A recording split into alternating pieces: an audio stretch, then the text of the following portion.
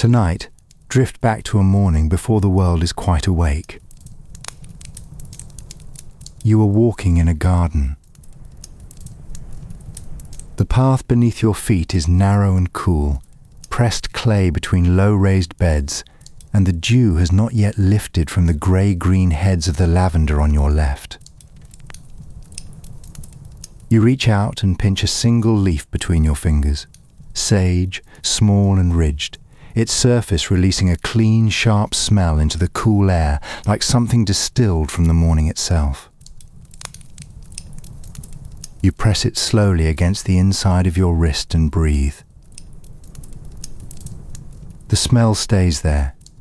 This is a physic garden, somewhere in the 1200s, and someone has tended it with great care.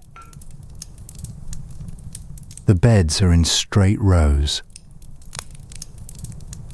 The plants are separated and known, their properties recorded in writing or in the memory of the woman who walks these paths every morning, each one grown here with a specific purpose in its specific season for its specific ailment. The rosemary for cold joints, the feverfew for the head pain and the fever that follows it, the valerian, which the tradition calls tame the spirit, for the nights that refuse to settle into sleep, the comfrey for the broken thing that needs binding back together. We have been told, sometimes, that medieval medicine was guesswork and fear. That sick people were bled by barbers and prayed over by monks and otherwise left alone in the dark. The truth is more layered than that, more interesting, and considerably more gentle. What medieval medicine was really like was this. It was herb gardens tended with patient knowledge, women who knew the local landscape's pharmacy by long and careful observation. A physician holding a glass flask of urine up to the morning light and reading it with trained attention. An apothecary's shop full of small jars and the warm smell of cinnamon and myrrh. A monastic infirmary where the rule itself commanded that the sick be placed before every other obligation, before work, before prayer, before everything. A lying-in chamber warm with candles and the presence of women who had attended many such occasions before. And at the centre of it all was a single recurring prescription, handed down from the great medical schools of Salerno and Montpellier, written into every regimen of health that circulated through the medieval world. Rest. Sleep. Let the body do what only the body knows how to do in the quiet dark. The sage is still sharp on your wrist. The lavender heads are beginning to dry in the first thin warmth of the morning sun. Walk on down the path, slowly. We have time. You are standing at the gate of the physic garden, and the gate is deliberately low, because the gardener who tends this place does not want you to pass through it quickly or carelessly. It is a gate that requires a small act of attention, a slight ducking of the head, a conscious choice to enter. The garden is an ordered world, and it asks for an ordered mind in return. It is somewhere in the second half of the 12th century, and the garden belongs to a monastery set on a limestone hillside above a bend of the river in the Rhineland, in the part of the world we now call Germany. The abbess who designed this garden's layout knew her plants the way a skilled craftsperson knows her materials, not as abstractions or names in a list, but as things with specific properties, specific tempers, specific uses, specific seasons of harvest, and specific conditions of preparation. She had read Pliny the Elder and Galen and Dioscorides, the classical authorities whose works had been copied and recopied in the libraries of monasteries like this one across the centuries since Rome. But she had also walked in this garden herself, many hundreds of times. She had touched these leaves with her hands, noted what grew well in which light and which soil, and watched what happened when she made preparations from them and gave them to the sick who came to her infirmary seeking help. Her name was Hildegard. She would have said, mildly and without drama, that her knowledge came from God and from long observation both. She would not have been wrong about the second part. The garden is about an acre in extent, divided into raised rectangular beds edged with low wattle hurdles that keep the soil from washing in heavy rain. The paths between the beds are wide enough for one person carrying a basket. Each bed is given to a single plant or a small related family, so that there is no confusion at harvest, no reaching into the wrong row in the dim early morning, no mixing of properties that should be kept distinct. To your left as you walk in, the sage in grey-blue rows, each plant knee-high, the leaves soft and slightly textured, their smell released immediately the moment you brush against them. Behind the sage, taller and more upright, the rosemary, its small dark needles holding the morning dew in tiny drops along their length. You drag your hand slowly through the upper branches of a rosemary stem, and the drops scatter, and the resinous sharpness rises immediately around you. Further along the path, the comfrey, broad-leaved, with a coarse stickiness to its surface that clings to your fingers when you press a leaf flat against your palm, and small purple bellflowers hanging in quiet clusters from the branching stem. And here, at your feet along the bed edge, spreading as it always wants to spread, the chamomile, low and ground covering, releasing something that smells of warm apples in dry summer weather. It softens under your foot, and the smell rises. You stop for a moment and simply breathe all of it in together. Hildegard von Bingen died in the year 1179 at the age of 81, having lived a life of startling range. She composed music that is still performed today, polyphonic chant of unusual beauty, written when polyphony was still new to the world. She corresponded with popes and emperors on matters of theology and governance.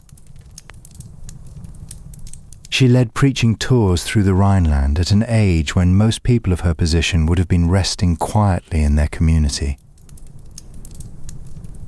She ran her monastery, trained her sisters, welcomed the sick, and between all of it wrote a work called the Physica, a catalogue of 230 plants and their medical properties, one of the most detailed botanical medical works produced anywhere in Europe in the medieval period. She wrote from classical learning and from her own sustained observations simultaneously, and scholars who study her text find that the two sources are not always easy to separate. She had absorbed the tradition so thoroughly that it lived alongside her own watching. She wrote of lavender that it has a pure, dry heat, good for the head and the lungs. She wrote of comfrey that it assisted in the knitting of broken things. She called it knitbone, and the name is still used in herb gardens today. She was right about the comfrey in a specific and measurable way. The plant contains a compound called allantoin, which assists in the repair of connective tissue. She did not know the word allantoin, had no concept of a chemical compound in any modern sense, and would have explained her observation in terms of the plant's humoral properties. its nature and its relationship to the body's own balance of warmth and moisture. But she had watched, across many years, what happened when comfrey poultices were applied to injuries that needed knitting back together. She had drawn a correct practical conclusion from the watching. This is not the same thing as modern evidence-based medicine with its controlled trials and its mechanisms proven at the molecular level. But it is the kind of knowledge that comes from paying close, sustained, honest attention to results over a long time. And that kind of knowledge, however different its form from what we now call science, is not merely superstition.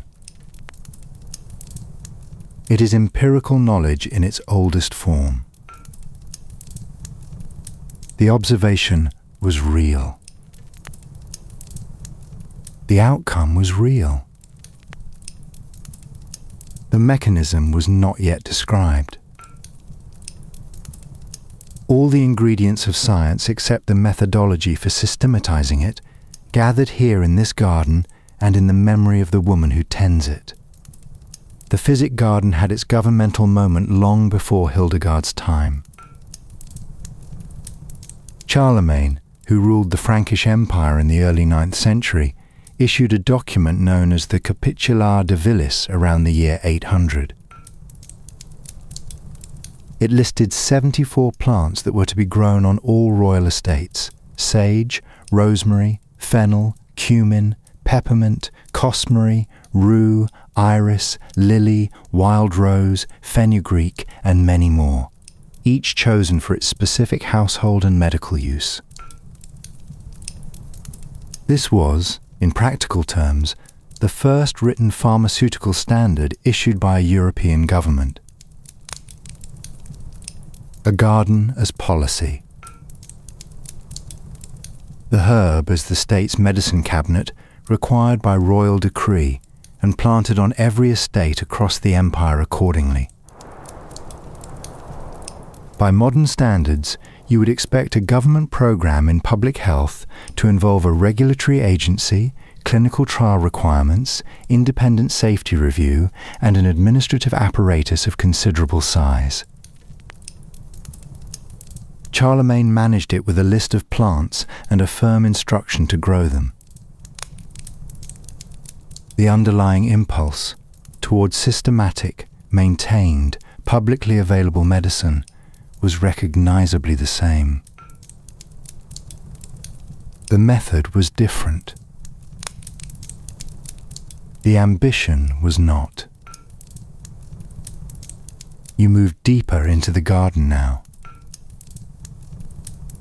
Over here, the feverfew, small and daisy-like, it smells sharp and slightly bitter when you crush a leaf between your fingers. Feverfew was used for centuries as a remedy against fever and head pain. The plant contains a compound called parthenolide, which has genuine anti-inflammatory properties, and the medieval healer had found it through watching what the plant did for sick people across many years of careful, attentive use. Over there, the valerian, tall and slightly untidy, its small pale flower heads beginning to open in the morning warmth. Valerian was used throughout the medieval period for insomnia and for the kind of anxious restlessness that makes sleep impossible. Hildegard recommended it to tame the spirit and calm the pain. It is still in pharmacies today, sold in standardized capsule form with clinical research citations on the label, because the sedative compounds in its root have been measured and confirmed. Several centuries of continuous use, from this garden to the present, with no real interruption in the chain of knowing and applying. The people who tended these gardens were women as often as men, and more often than the formal record suggests. The abbess and the infirmarian in a nunnery. The village herbalist, who might be the most knowledgeable person in her community about the properties of local plants, and who had learned from the woman before her. This knowledge passed from woman to woman, hand to hand, leaf to leaf, not because men were absent from medicine, but because the cultivation and preparation of healing plants was understood as a form of domestic knowledge. And domestic knowledge in the medieval world lived primarily in women's hands and women's memory. The abbess who wrote the Physica was extraordinary in her scholarship, but she was not extraordinary in the fact of botanical knowledge. Every woman who tended a physic garden, whether in a great monastery or a small cottage at the edge of a village lane, was practicing a version of what Hildegard had systematized in writing. Most of them left no written record at all. The knowledge existed in the gardens they kept and in the hands that worked them. Now you stop in the middle of the path and breathe the whole garden in. The sharpness of sage, the sweetness of lavender, the resinous bite of rosemary, the faint, cool apple sweetness of chamomile underfoot, the earthy stickiness on your fingers from the comfrey leaf. This is the pharmacy in this world for this time. Not a sterile room. Not a sealed white counter. A living, seasonal, sensory place that someone tends every morning, because the medicine and the living thing are the same, and the knowledge of both passes in the hands. Measured against today's requirements, a physic garden would not satisfy any pharmaceutical regulatory framework currently in existence. No controlled growing conditions, no batch numbers, no expiry dates, no certification of active compound concentrations, no standardized preparation method, no trial documentation. The remedies would fail the approval process, not because they were necessarily ineffective, but because the modern framework requires proof of efficacy in a specific form that the physic garden cannot produce.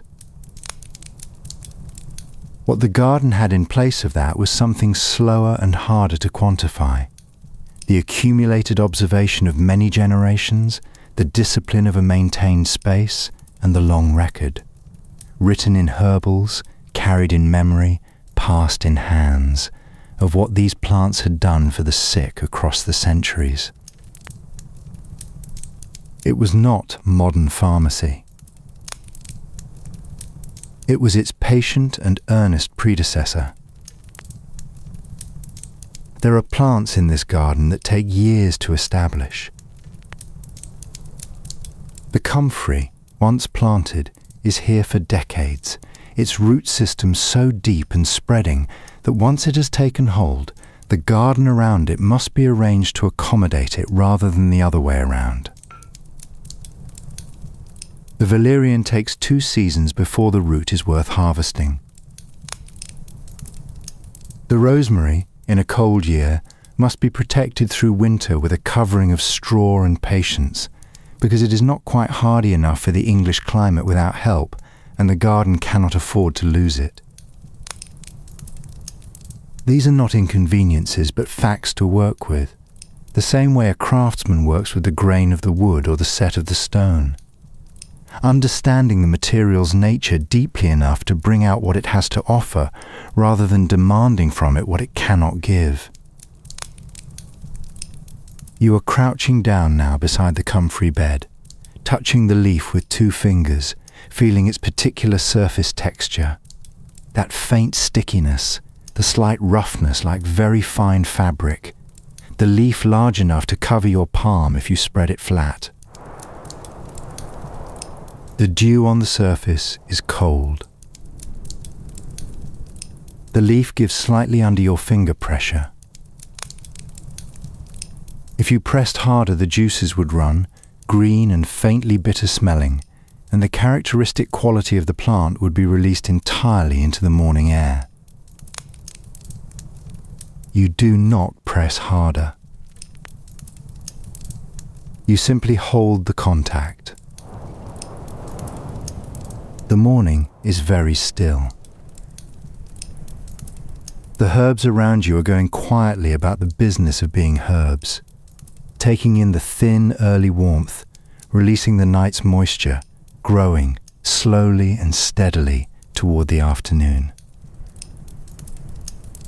The infirmarian who tends this garden will arrive shortly with her basket and her good knife.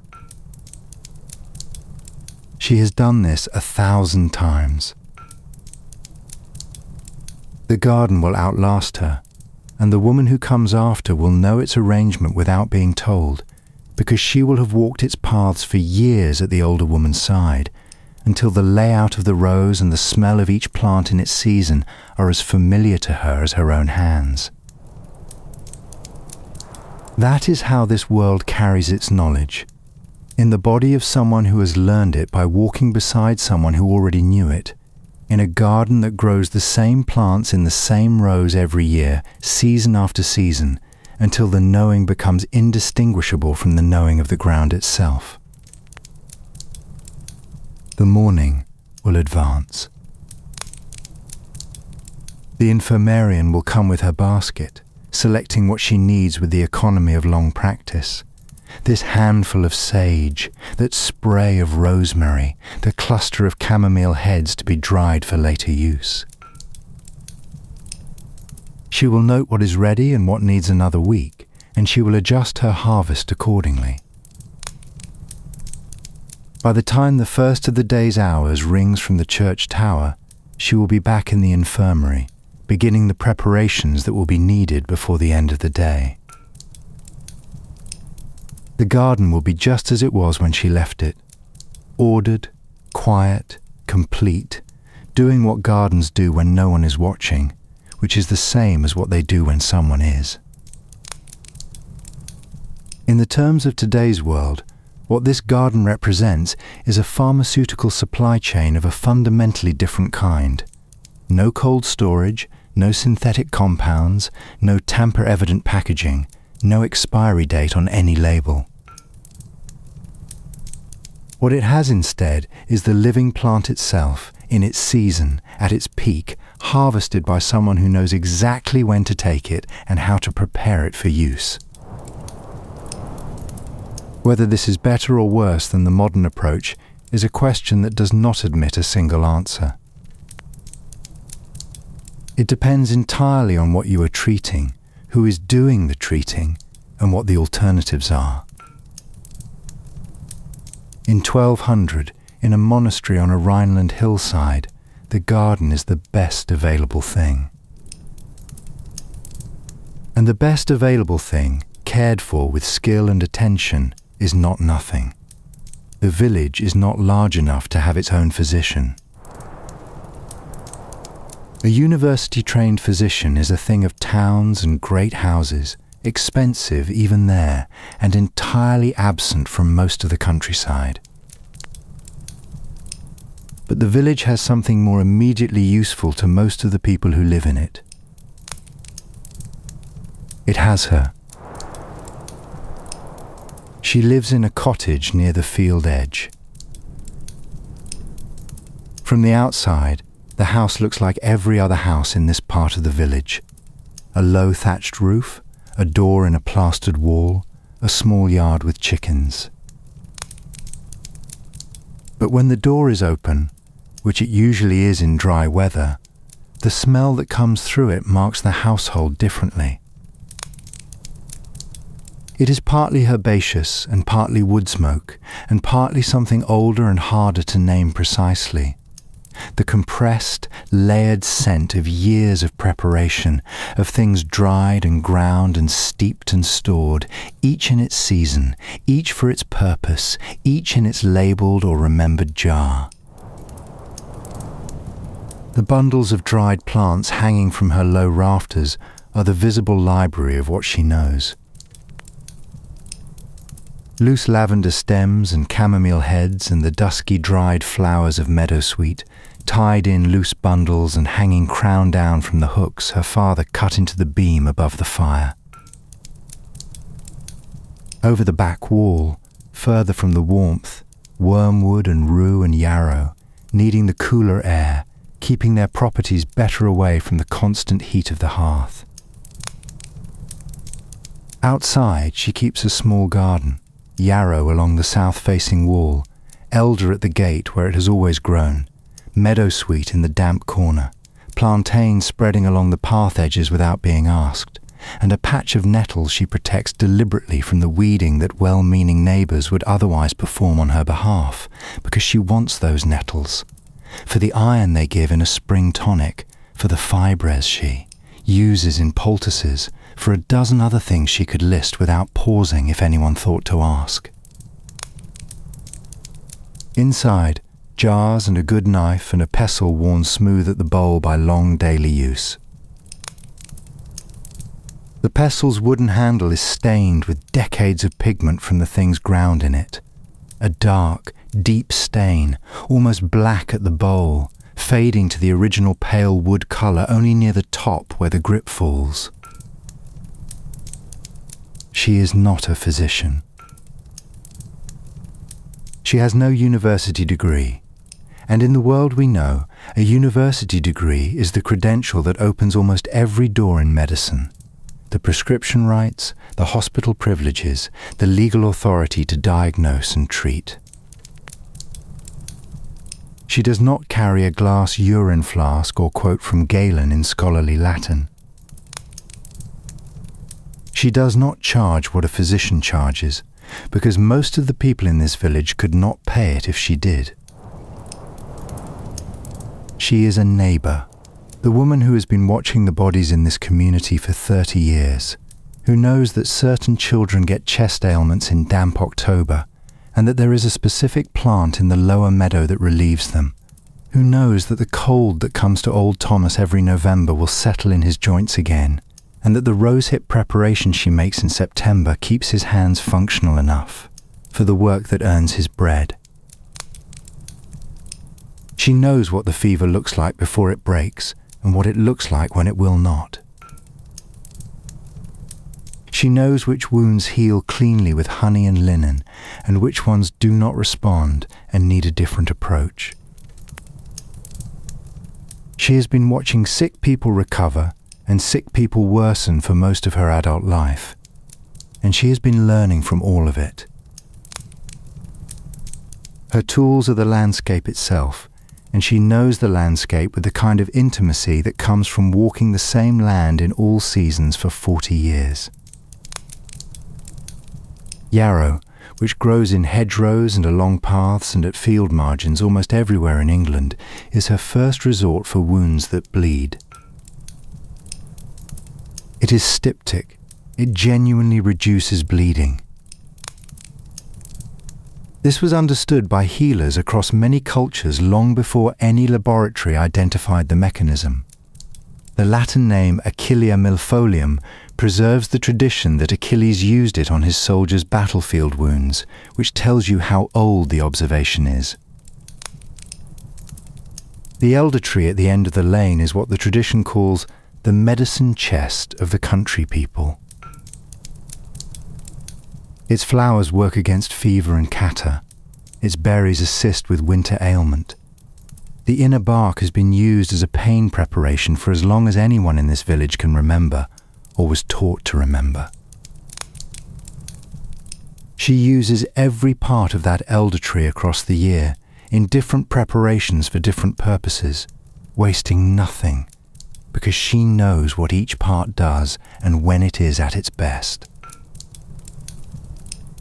The meadowsweet grows in damp places and smells, when its leaves are crushed, of something gentle and faintly sweet, almost like almonds in warm water, almost like the first warm evening of spring. Meadowsweet was used throughout the medieval period for pain and fever, for the headache that came with a bad fever, for the aching joints and muscles that followed it, for the general discomfort of illness that needed soothing while the body found its way back toward itself. The plant contains compounds called salicylates. Salicylate chemistry is the foundation of aspirin.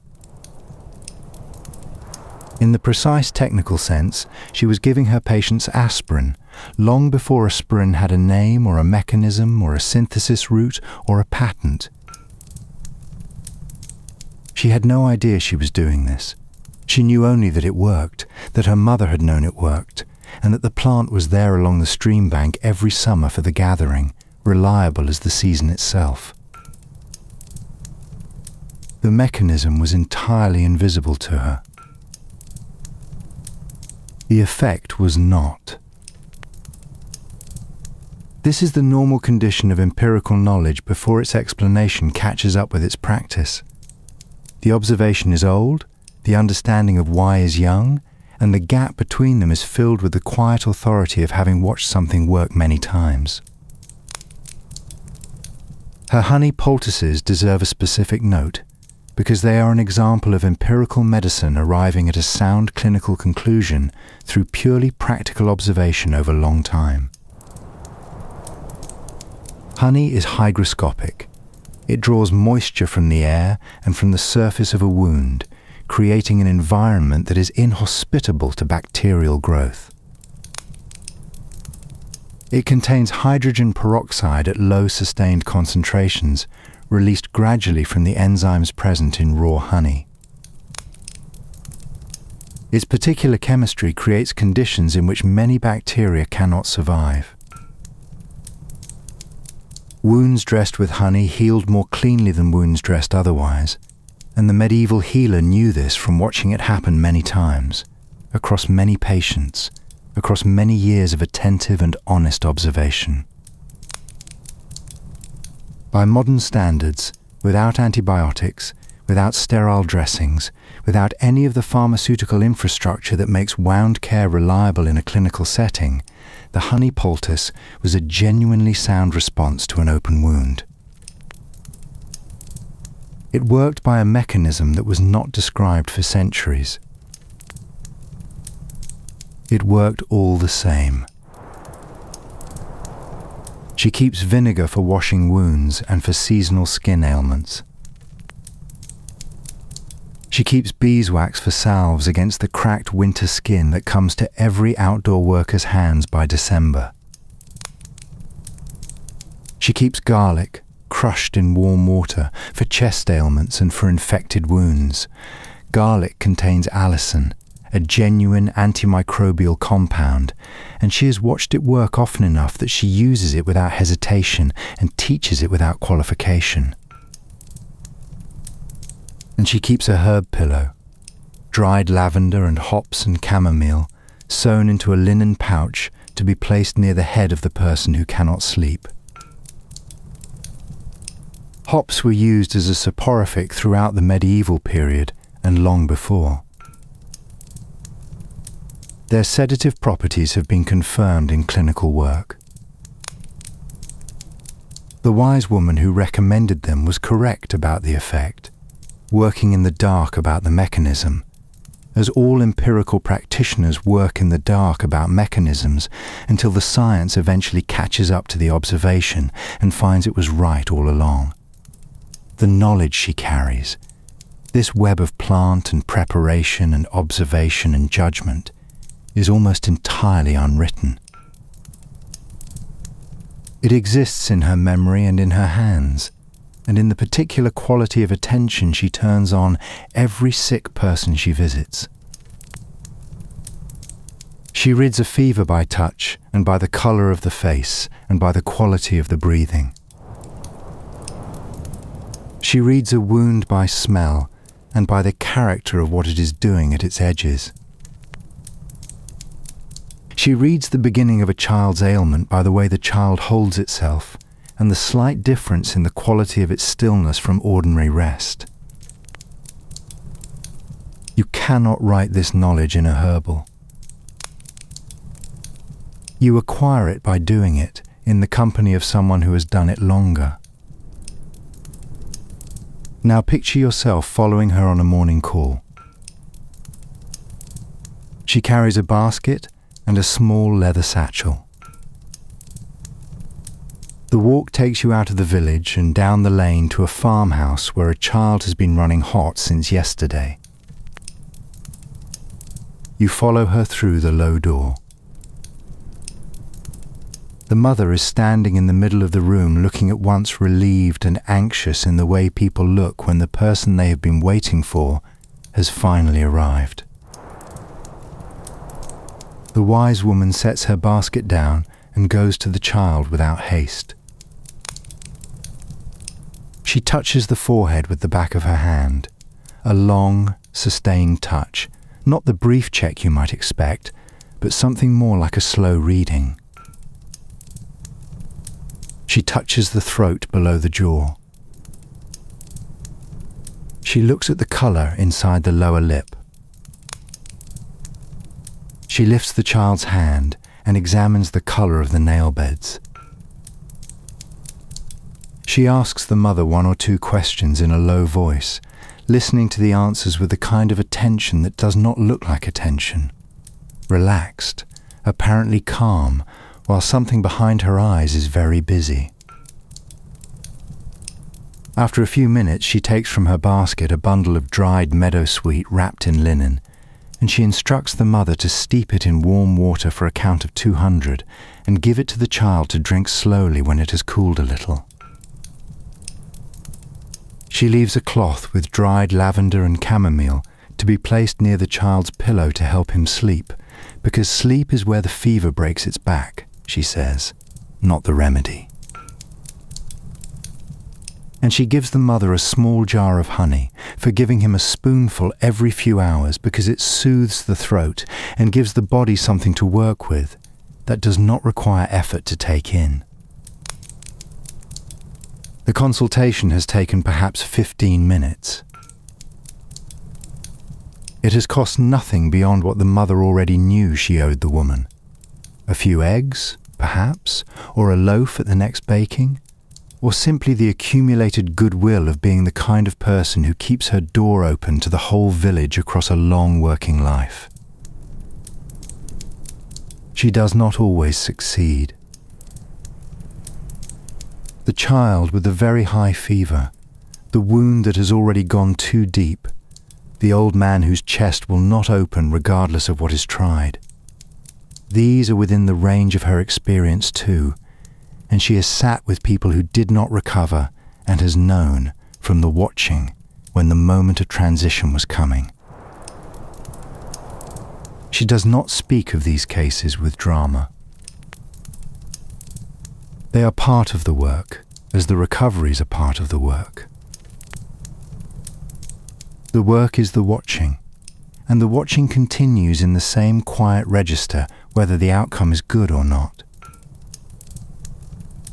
There is something in this, in the sustained attention that does not waver because it has learned that outcomes are not always within the watcher's control. That belongs to a kind of knowledge the formal tradition often struggles to teach and frequently loses. There is a coda to this tradition, and it comes from 1785. An English physician named William Withering was investigating dropsy, what modern medicine calls congestive heart failure, where the body accumulates fluid and the breathing becomes strained and laboured. He had tried various treatments and found them inadequate to the scale of the problem. A local woman in the Shropshire area pointed him toward foxglove tea. She had been using it in her practice, within a tradition that was certainly centuries old by then, passed from one healer to the next without formal record or institutional support. Withering spent 10 years testing the plant carefully, establishing its effects, measuring where the useful dose ended and the dangerous dose began, and documenting everything before publishing his findings. The active compound, digitalis, is still used in cardiac medicine today. The woman who pointed him toward it was carrying a tradition that the formal record had never watched. Formal medicine caught up, eventually, the way it often does, not by inventing from nothing, but by finding what was already known in the places it had never thought to look. You leave the cottage and walk back along the lane. The morning is fully arrived now, the sun above the tree line, the field showing its autumn colour at the edges where the bracken has gone red. You are carrying, in the pocket of your coat, the small cloth pouch she pressed into your hand at the door, dried meadowsweet and valerian for steeping in warm water tonight before sleep. Something for the nights that have been difficult recently. She noted it the moment you walked in the way she notes everything about the people in this village from long habit and long attention. There was no consultation fee. There is no consultation record. There is only this small pouch, and the instruction given with it, and the knowledge of the woman who gave it, which is older than any written record that survives about her or about anyone like her. The tradition she represents did not die in the late medieval period, though it was pressured by the consolidation of formal medicine and by the shifts in how knowledge and authority were organized in early modern Europe. It survived in household practice, in the kitchens and gardens of ordinary families, in the knowledge that mothers taught daughters as a matter of practical necessity. In today's world, some of this tradition has returned in new forms. The clinical investigation of plant compounds, the recognition that empirical observation across long time periods is a form of evidence the formal tradition had been too quick to dismiss. The plant is still in the meadow. The knowledge is still in someone's hands. To understand medieval medicine from the inside, to understand why it made sense to the people who practiced and received it, you need to spend some time in the humoral world. Not approaching it from the outside as a wrong system to be corrected, but inhabiting it as a framework that was internally coherent, that shaped how every practitioner and patient thought about the body, and that produced, despite its fundamental error about mechanism, a set of clinical practices, many of which were, in their practical effect, sound. Picture yourself seated in a physician's consulting room. It is a comfortable room, a fire in the grate, a table with papers and a reference chart, a window that lets in good grey afternoon light. The physician across the table is explaining to you why you have been unwell.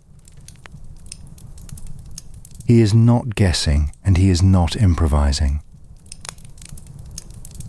He has a complete theoretical system reaching back through centuries of accumulated learning, through Galen, through Hippocrates, through the Arabic physicians of Baghdad and Cordoba who translated and expanded and refined the Greek texts over several centuries before passing them westward through the medical schools of southern Italy and France. He is reading your case inside that system with genuine intellectual care. The four humours are blood, yellow bile, black bile, and phlegm. Blood is warm and moist, associated with spring and with the element of air.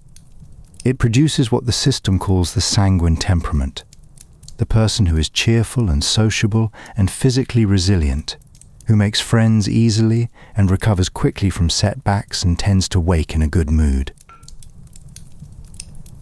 Yellow bile is warm and dry, associated with summer and fire. It produces the choleric, the person who is quick and ambitious and capable of sharp impatience, who accomplishes a great deal in a short time but burns brightly and sometimes too hot. Black bile is cold and dry, associated with autumn and earth.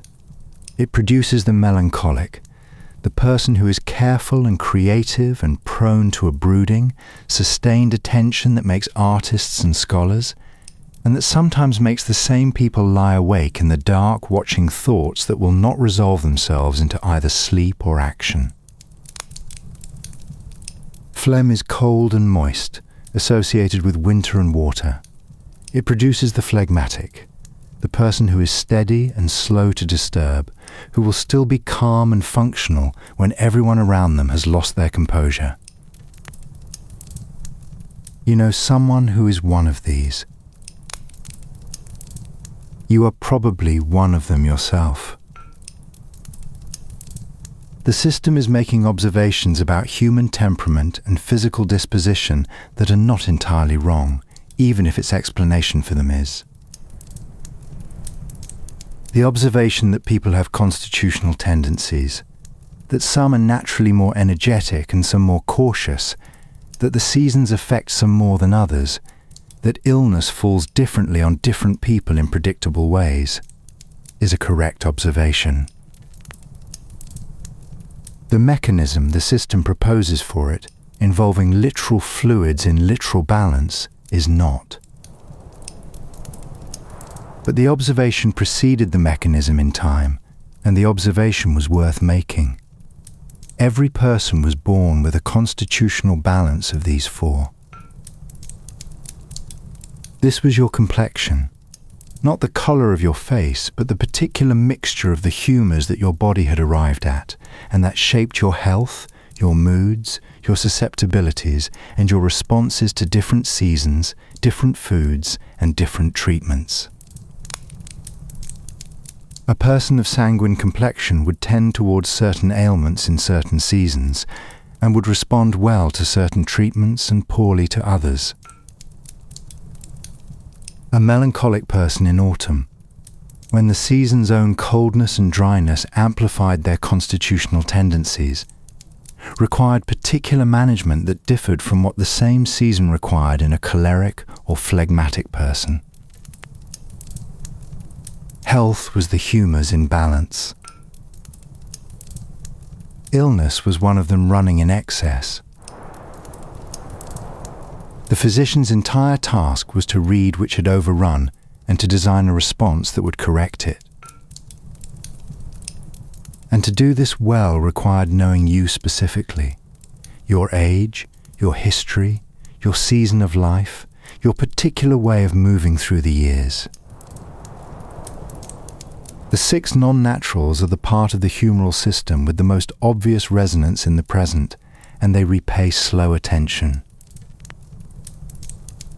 They come from Galen, transmitted through the school at Salerno, the oldest medical curriculum in medieval Europe, operating from the 10th century onward on the Italian coast south of Naples, where Greek, Arabic, Jewish, and Latin medical traditions had met and been woven together into something more complete than any of them individually. The 6 non-naturals are air and environment, food and drink, sleep and waking, motion and rest, evacuation and repletion, and the passions of the soul. These are the daily variables that govern health. Not disease as an entity that attacks from outside, but the management of every day as the ongoing practice of maintaining balance. Your food was medicine. Your sleep was medicine.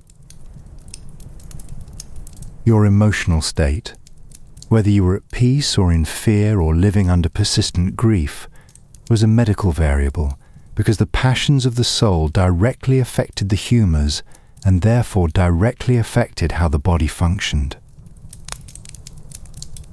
This is not, in its practical instincts, entirely wrong.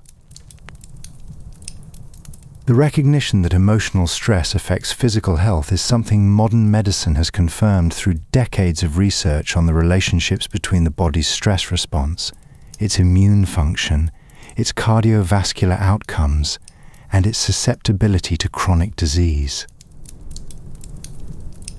The recognition that sleep is a critical element of recovery is something modern sleep science has established with considerable precision.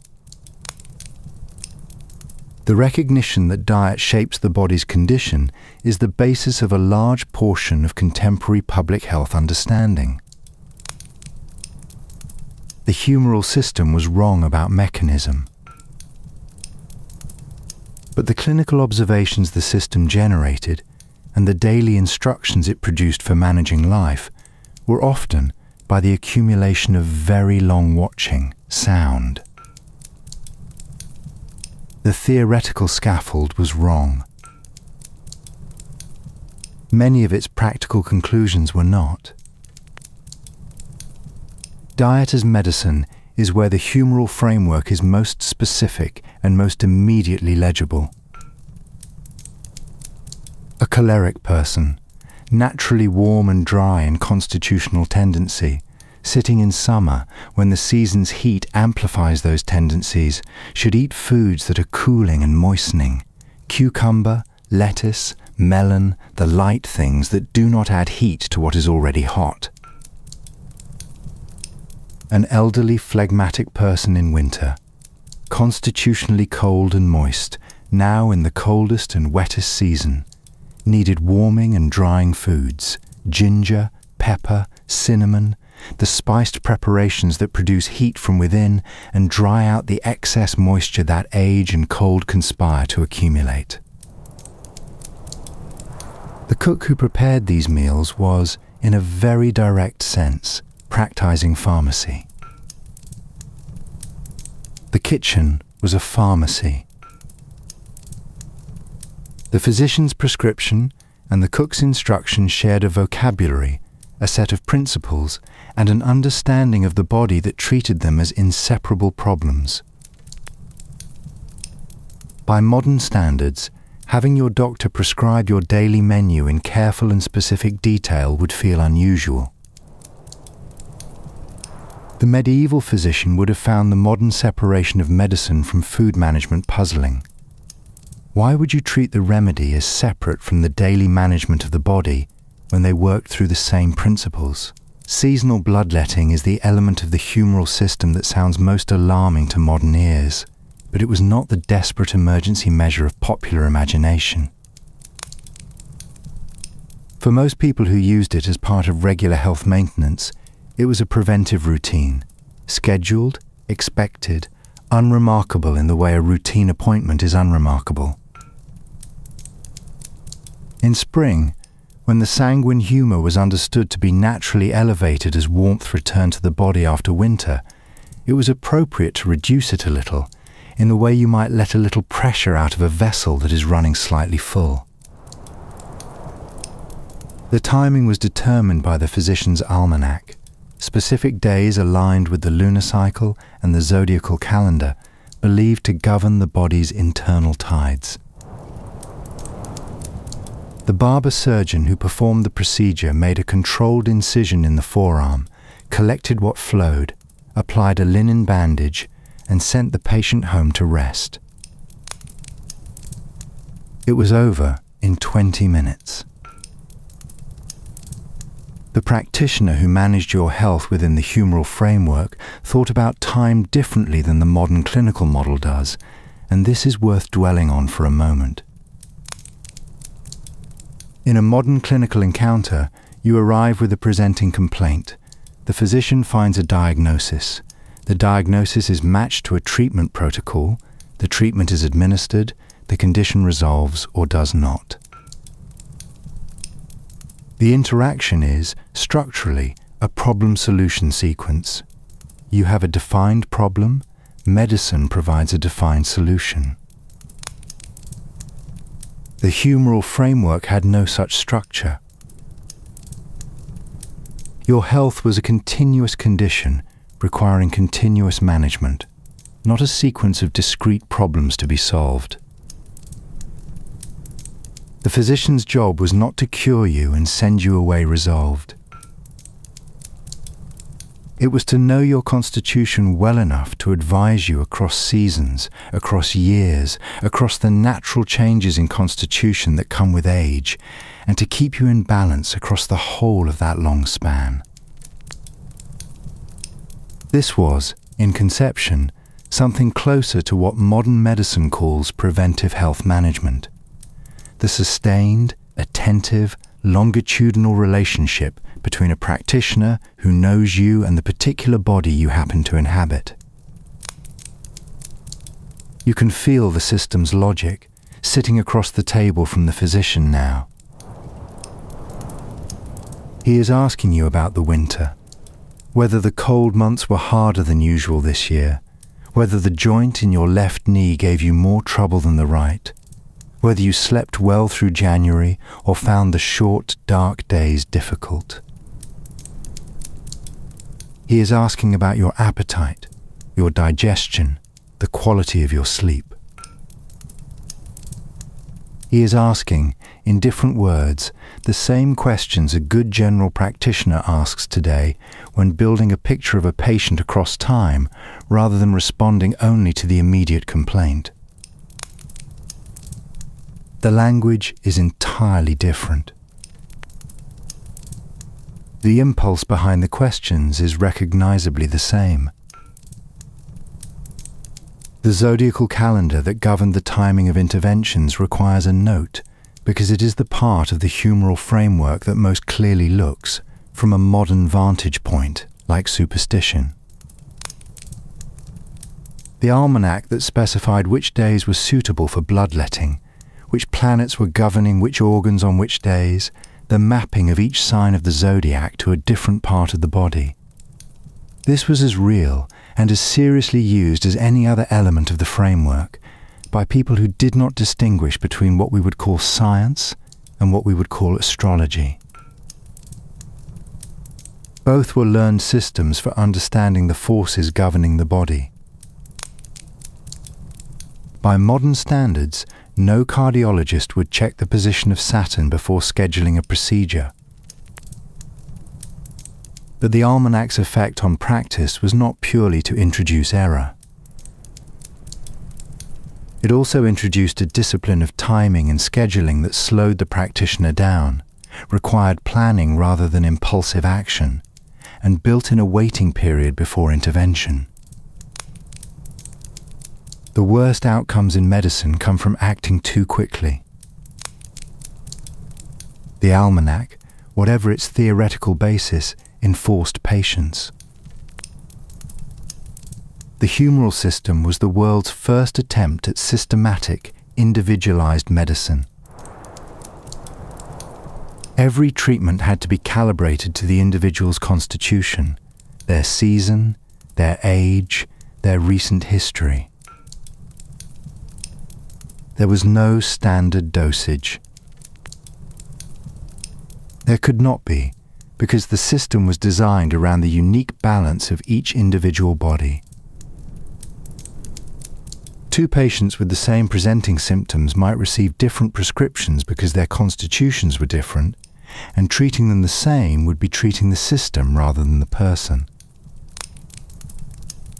This required the physician to pay close, sustained, personal attention to the unique individual in front of him. It required a consultation that was genuinely responsive to the person rather than to a generic condition. The theoretical basis was wrong about mechanism. The attention it structurally required was real, and real attention to the individual patient is not a small thing in any era of medicine practiced under any theoretical system. You sit for a moment longer in this consulting room, with the physician's careful notes on their wax tablet across the table, the fire warm beside you, the afternoon light fading through the good window. The prescription is on the piece of parchment in your purse now.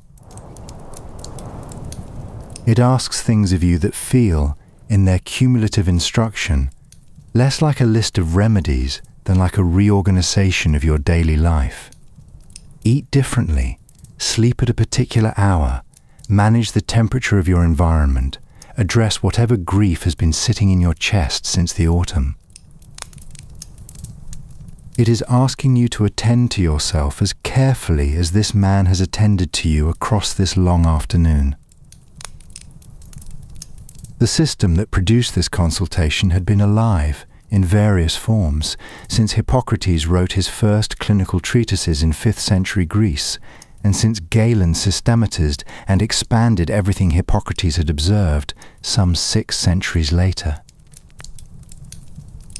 The Arabic scholars of the 8th and 9th centuries, Avicenna in particular, whose canon of medicine remained in use in European medical schools into the 17th century, received this tradition, translated it, enriched it with their own substantial contributions, and returned it westward through Spain and Sicily.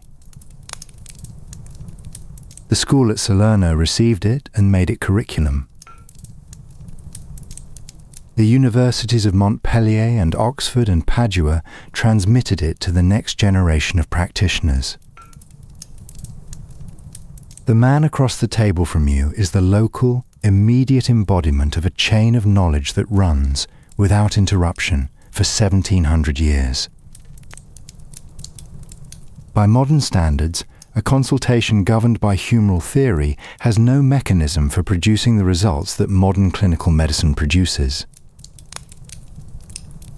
The treatments are wrong in their theoretical basis.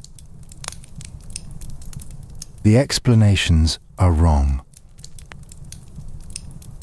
But the consultation itself, the sustained attention, the careful case-taking, the individualized prescription, the instruction to manage the daily variables of sleep and food and emotional life, is a consultation that contains something recognizable and real. The history of medicine is not a story of wrong followed by right. It is a story of attention, sustained across centuries, accumulating observations, refining practice, getting progressively less wrong about the mechanisms while preserving across the whole length of it the core requirement. Look carefully at the person in front of you. You are lying in a long hall, and the light comes from high, narrow windows set in thick stone walls. Arched windows, letting in a thin grey morning light that falls in slanted bars across the flagstone floor. The hall is warm. There is a fire at the far end, burning steady and low, and its warmth travels the full length of the space to reach you where you lie, arriving not as a strong heat but as a gentle, ambient warmth, the kind that settles into stone over hours and then radiates slowly outward, so that the whole room has become a vessel of warmth rather than just the area near the flames. You are in the infirmary of a large Benedictine abbey in England in the first half of the 13th century. The abbey is one of the great houses. The scale of Winchester or Bury St Edmunds or Westminster, its buildings occupying an expanse of walled ground at the edge of a town it has helped to shape over centuries.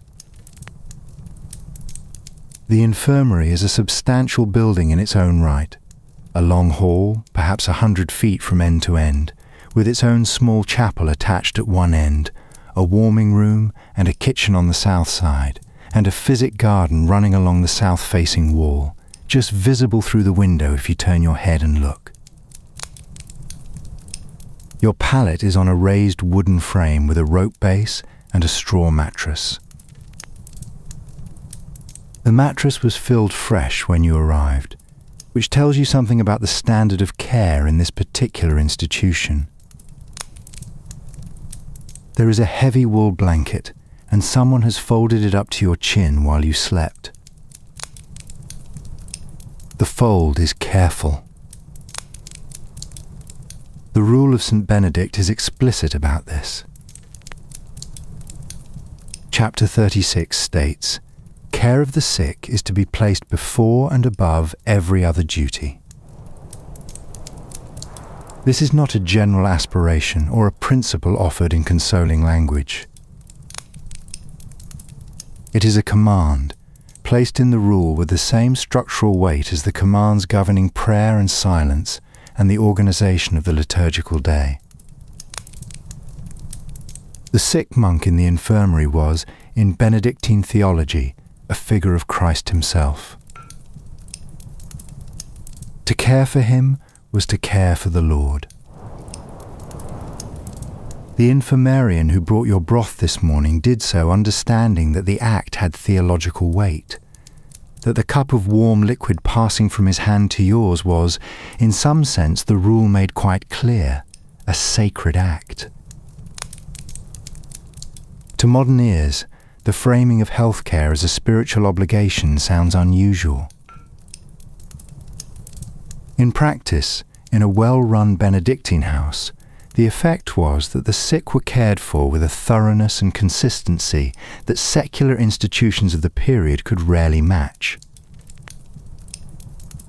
The obligation was total, and it was enforced by the text of the rule itself.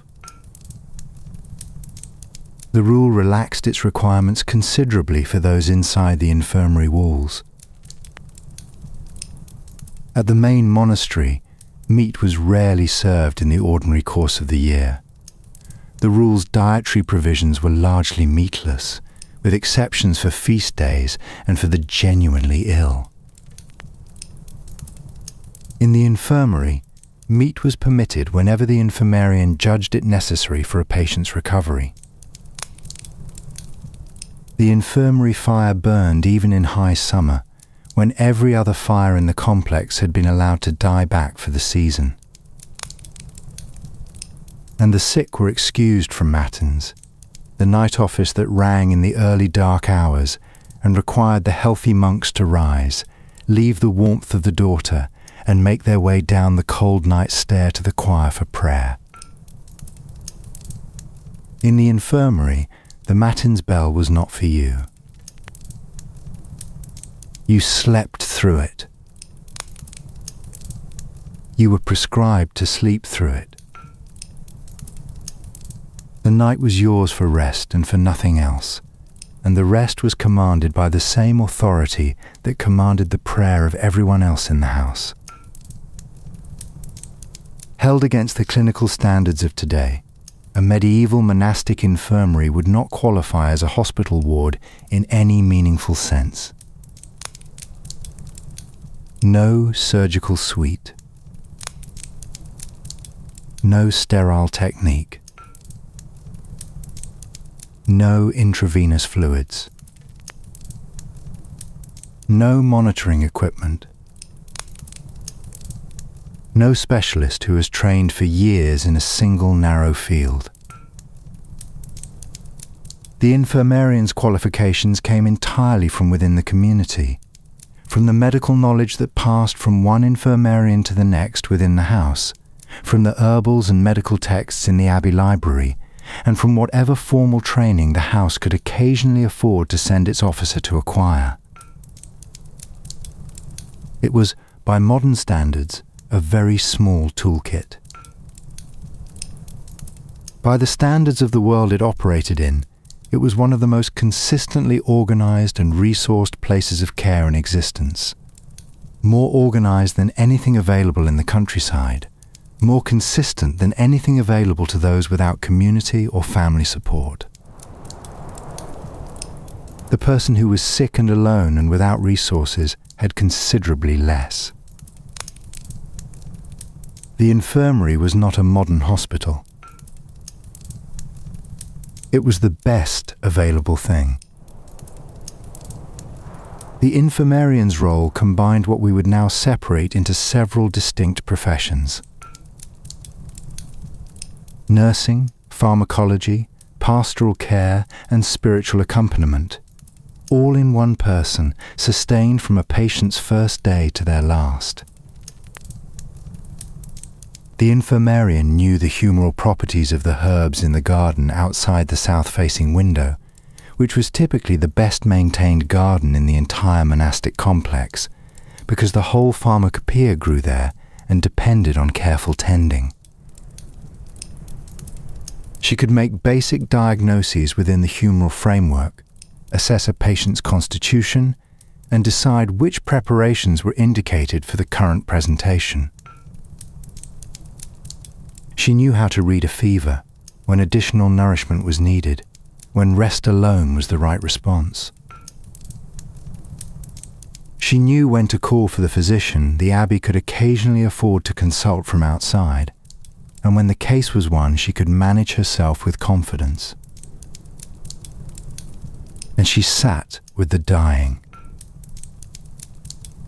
She read prayers in the long dark hours.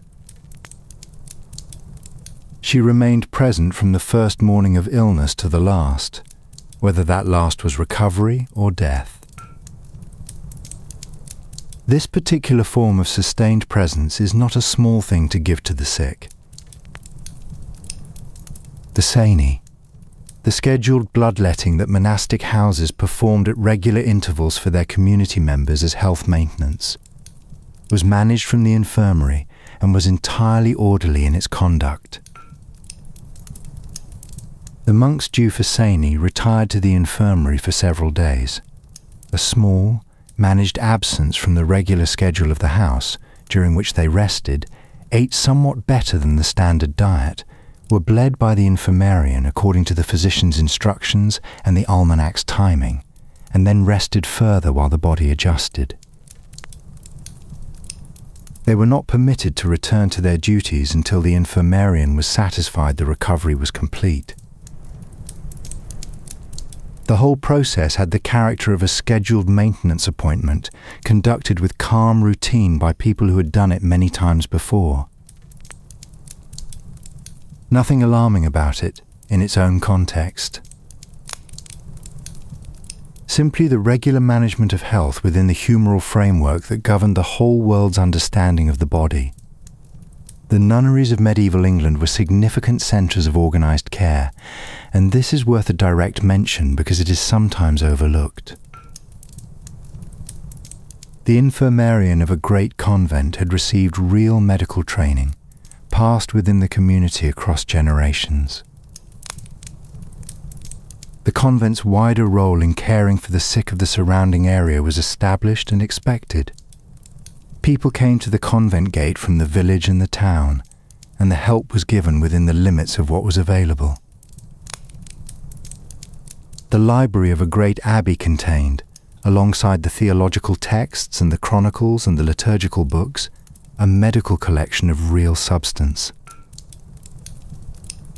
The works of Hippocrates, translated from Greek into Latin and preserved through the Arabic scholarly tradition. Galen's systematic treatises on the humours and on the body's constitution. The Passionarius of Gariopontus, a practical clinical manual compiled at Salerno in the 11th century and widely copied. The herbals, Dioscorides in the Lombard translation, the Pseudo-Apuleius Platonicus with its illustrated plant descriptions, the Herbal of Massa Floridus with its verses about plant properties written in a form easy to remember.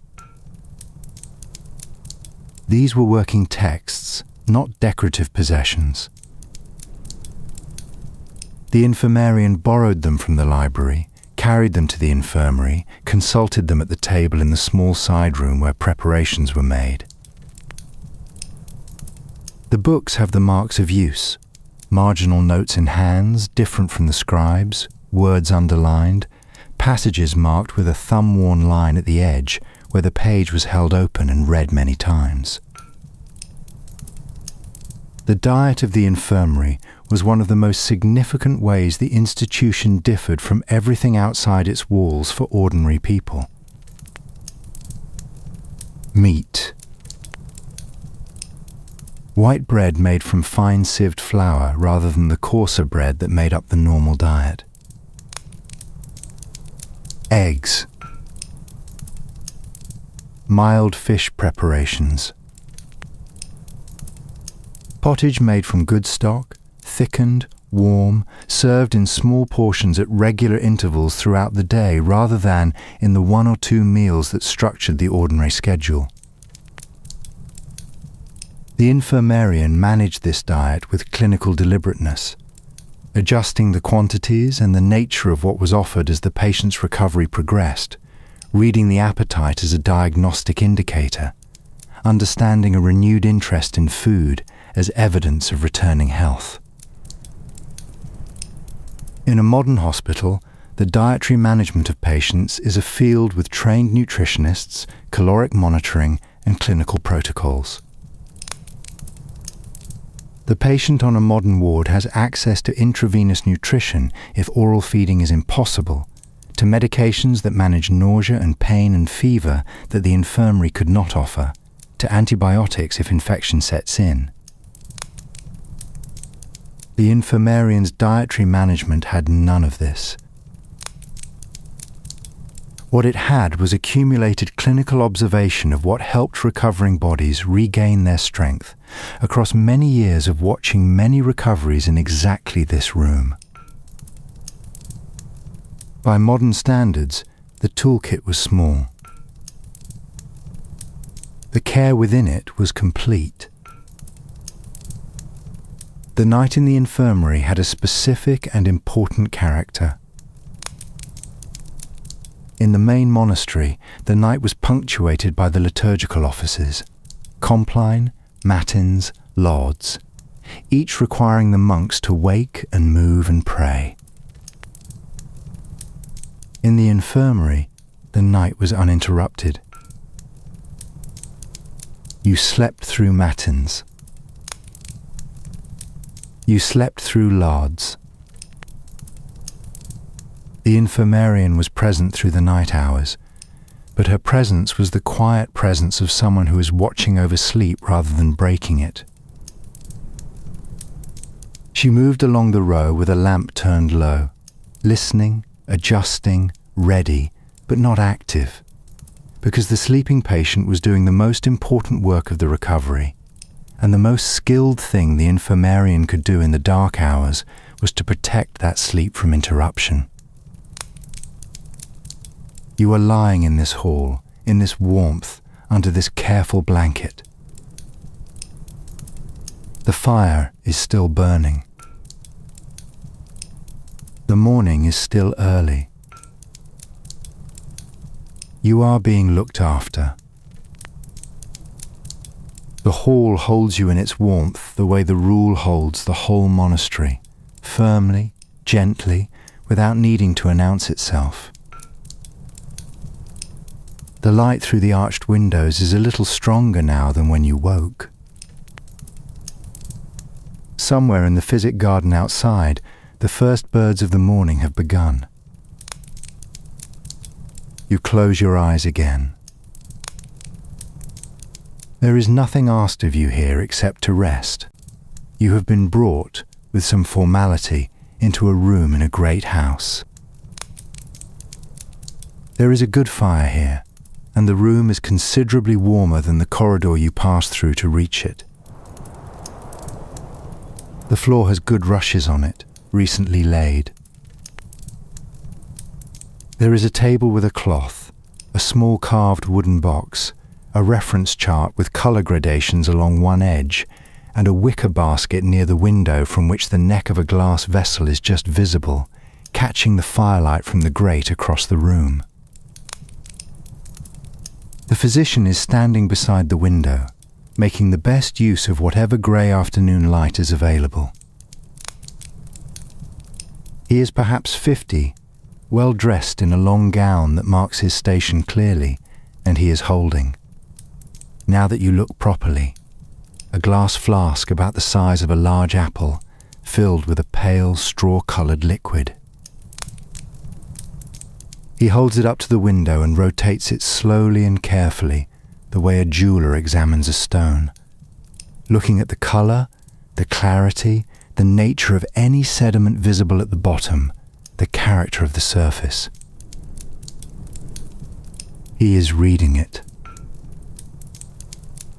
He will hold it this way for some time, turning it slowly, looking at it from different angles in the changing light. The flask moves in small, deliberate rotations in his hand. The light shifts through it. He is quiet. The consultation's first act takes as long as it needs.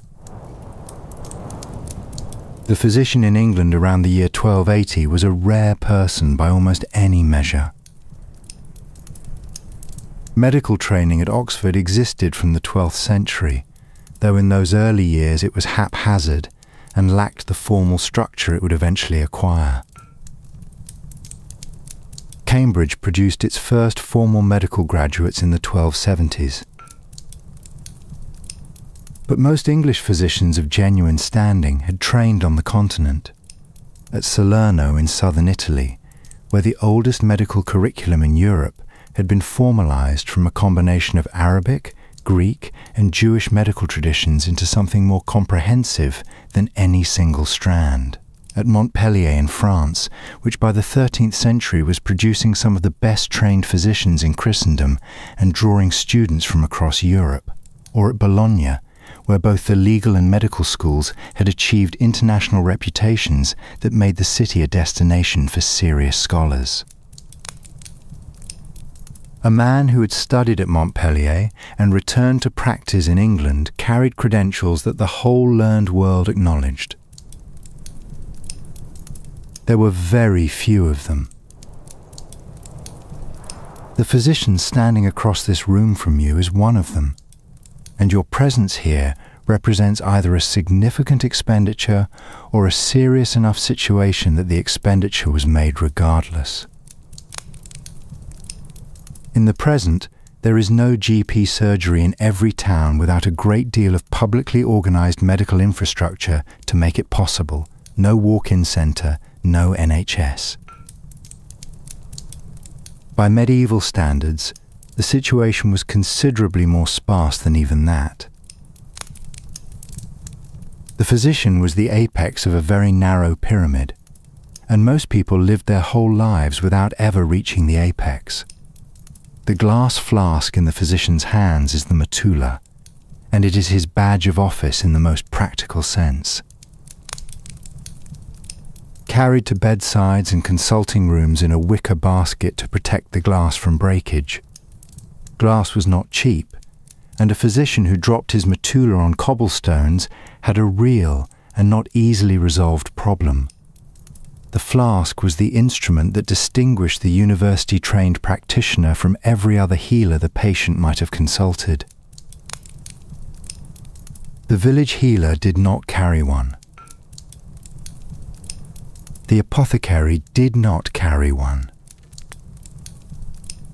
The metulla said, "I have studied. I know how to read what this shows. I am operating within a tradition of formal learning that gives this reading its authority." Uroscopy, the medical reading of urine, had acquired by the 13th century an elaborate technical apparatus that gave the consultation considerable visual authority. The urine wheel, the rota uroscopiae, a reference chart showing 20 colour gradations from white pale through yellow golden to orange to red to deep reddish brown, each mapped to a specific humoral state and organ, was the document the physician could point to.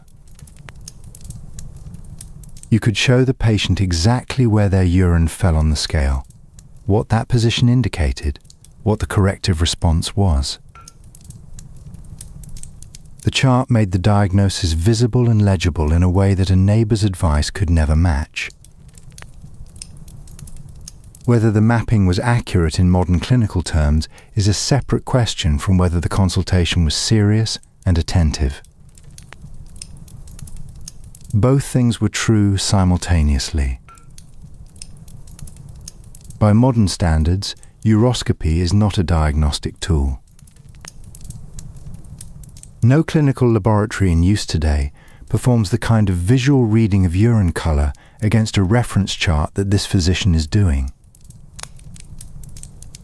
Modern urinalysis involves chemical testing strips, microscopy, and culture procedures for bacterial infection. Tools that produce objective, reproducible results rather than a practitioner's trained visual assessment. The medieval reading was not objective in the modern sense, but it was trained, careful, consistent within its own terms, and it paid attention to what the patient's body was producing in a way that was, in its impulse, not entirely different from what modern diagnostics aspire to. The physician sets the flask down carefully and turns to you fully.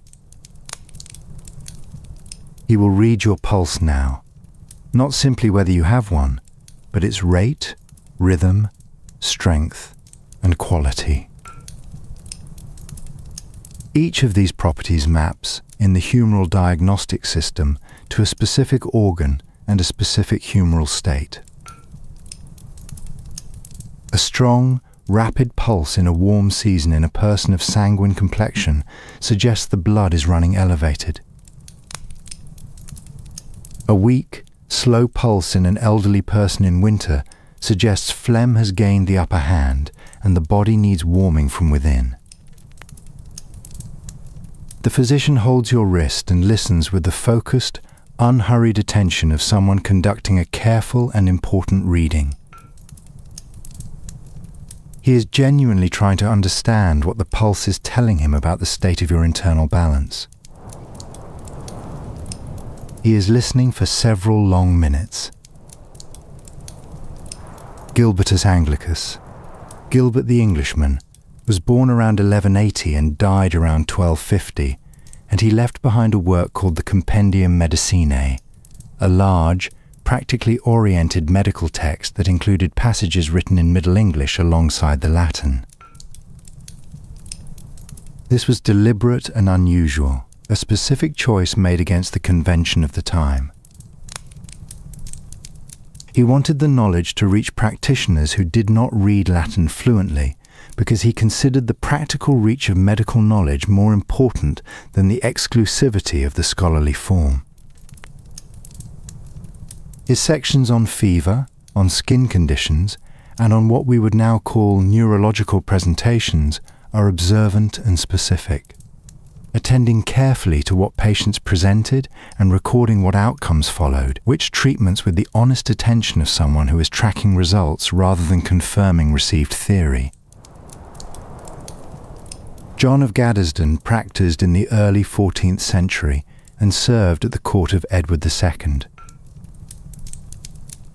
He wrote the Rosa Medicinae, the Rose of Medicine, which is as much a personal voice as a systematic text. He recorded his cases in detail, including the ones that surprised him, noting what he tried and what it produced, writing about it as a man talking to a future colleague rather than performing authority for an audience. He prescribed, in a case that has attracted considerable later attention, that a smallpox patient be placed in a red room and covered in red cloths, a prescription that modern medicine cannot support. But he noted the outcome carefully, and his reasoning within the humoral system was internally consistent. He was trying, within the framework available to him, with the attention of a genuinely engaged practitioner, to manage the suffering in front of him as well as he could. The fee for a physician's consultation was not modest. A labourer in the 13th century earned perhaps a penny or two a day, and 20 shillings was months of such wages. A lawsuit survives from around 1225, in which a physician named Adam of Southampton went to court to recover 20 shillings in unpaid consulting fees from a patient who had declined to pay. The court process was real. The debt was real. The physician was the specialist you called when you could afford to call him, which most people in medieval England could not. The consultation the physician conducts is careful and thorough in a way the modern brief appointment does not always match. He has been sitting with you for the better part of an hour. He has read the urine. He has taken your pulse at length. He has asked about your appetite, your digestion, your sleep, the quality of your moods in the weeks before you became ill, whether the autumn was harder than the summer, what you have been eating and drinking. He has consulted the almanac for the current phase of the lunar cycle, which tells him something about the humoral tides as the tradition understands them. He has asked whether there has been unusual grief or anxiety in the household, because the passions of the soul are one of the Salernitan daily health variables and must be accounted for in any serious case. He has been building, slowly and with genuine attention, a complete picture of this particular body in this particular season. Now he takes a wax tablet and a pointed stylus and begins to write the prescription. The handwriting is clear and formal, a diet prescription first, specifying which foods should be increased and which avoided in the coming weeks, calibrated to your constitution and the season. Then a note on exercise, a moderate daily walk in the morning, but not in cold air, and no vigorous activity until the presenting symptoms have resolved. Then a note of rest and sleep. The physician is specific here, noting the hour of retirement and the conditions of the sleeping chamber. And then, on a separate small piece of parchment, a note to the apothecary, 2 preparations with the quantities specified. You fold the parchment carefully and put it into your purse.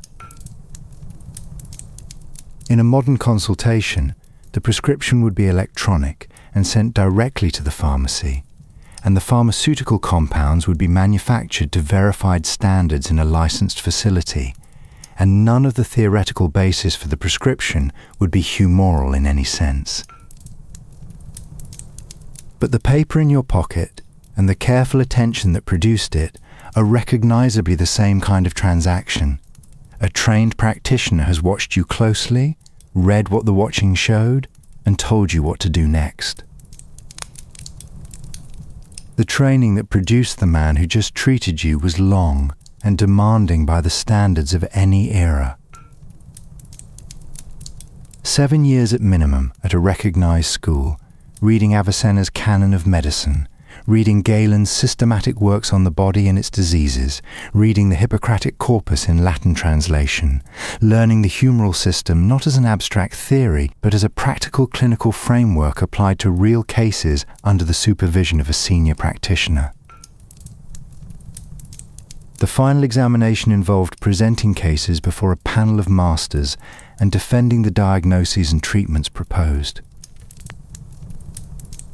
The man who passed that examination was not a person who had been casually trained. He was a person who had been rigorously drilled over many years in the best theoretical framework his world had available. That the framework was wrong does not make the training less serious. It makes it, in retrospect, the characteristic condition of all skilled practice before its theoretical basis has caught up with the quality of the observation. The prescription, he writes now, diet, rest, 1 or 2 preparations from the apothecary, is the result of a careful and serious consultation. Some of what he has prescribed will help by mechanisms he does not understand. Some of it will do nothing measurable. And some of it, the rest, the warmth, the regulated diet, will help considerably, precisely because those things support recovery regardless of the theoretical framework that recommended them. 3 streets from the physician's consulting room in a market town in the latter part of the 14th century, there is a low shop front with the door propped open and a particular smell coming through it that reaches you in the street before you have looked for the sign or read the name above the lintel. It is cinnamon, mostly. Warm and slightly sweet, the unmistakable smell of the East come overland to this ordinary English street. But behind the cinnamon there is something sharper, dried rosemary, or the dusty sweetness of old lavender. And behind that, a deeper bass note that is resinous and slightly foreign smelling, myrrh, which has come from a very considerable distance and sits in a sealed earthenware jar on the upper shelf to the left of the door. You step inside. Your eyes adjust. The apothecary's shop is one room, with a curtained doorway into the back room where the preparation work happens. The shelves on 3 walls run from floor to ceiling, labelled pots, wooden boxes, small stoppered glass vessels, each holding something with a specific name and a specific use. The labels are in Latin or in vernacular abbreviation, but you do not need to read them. The apothecary himself, standing behind a counter with a brass balance scale at his elbow and a well-worn reference herbal open on a reading stand beside him, knows every jar on every shelf the way a musician knows the notes of a piece played 1,000 times. He does not need to look. His hands go to what is needed without hesitation. The balance scale tips, settles, tips again. He notes the weight in a small book without looking up from what his hands are doing. The apothecary in England is first mentioned in official records in the Pipe Rolls of 1180, the financial accounts of the royal household. By the early 13th century, the trade is established in the larger towns.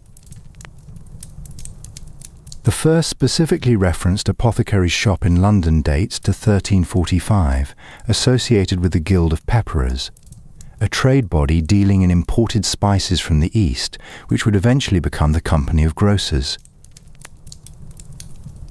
The spicer, the pepperer, and the apothecary were once the same person, and for clear reason.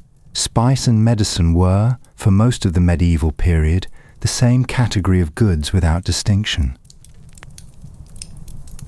The spice that flavoured food and the herb that treated illness shared the same origin in distant plants, the same supply chain through the same merchants, the same Arabic-mediated transmission of knowledge, and the same theoretical framework in the humoral system that governed both cooking and prescribing. In the world, you know, the pharmacy and the spice aisle are in different parts of the building and belong to entirely separate industries regulated by separate authorities. In the 14th century market town, they shared a shelf, a set of skills, a professional identity, and a theoretical justification.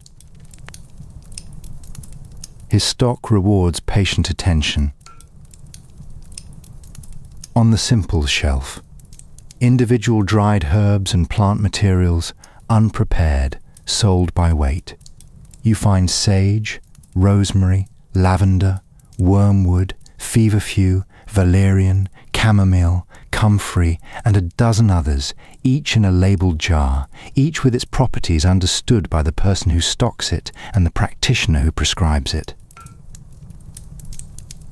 You take down the valerian jar and open the stopper and breathe in. Something earthy and slightly funky, warm-rooted, unmistakable. You set it back carefully. On the higher shelf, the resins. The frankincense sold for wound dressings has genuine antimicrobial properties. Its use in this context is empirically sound and has been for millennia, across cultures from Egypt to Rome to the medieval monastery and the market town shop. The myrrh beside it has similar properties, similarly established across centuries of use, and similarly confirmed by later chemistry. Both were imported from the Arabian Peninsula and the Horn of Africa at considerable expense and considerable distance, which explains why they occupy the upper shelf behind the proprietor's direct line of sight. The spices on the middle shelves are medicine before they are flavouring, and in this world the distinction is not as clear as it later became. Ginger, in the humoral framework, is hot and dry in nature, prescribed for the person whose constitution runs cold and moist, for the elderly whose digestive warmth has diminished with age, for the cold ailment of winter that will not resolve without some warming assistance from within. Cinnamon corrects excessive moisture in the blood and assists the digestive process that the humoral system located in the warmth of the liver. Pepper stimulates the digestive fire and is prescribed for the stomach that will not settle, for the sluggish digestion of the cold months, for the person whose constitution needs warming from its centre outward. These are medical prescriptions dispensed by a licensed trade. By modern standards, the pharmacy at the end of the road does not stock cinnamon as a therapeutic agent, and the spice aisle of the supermarket is nowhere near the prescription counter. The medieval apothecary would have found this separation baffling. How do you treat the body without treating also what it takes in daily?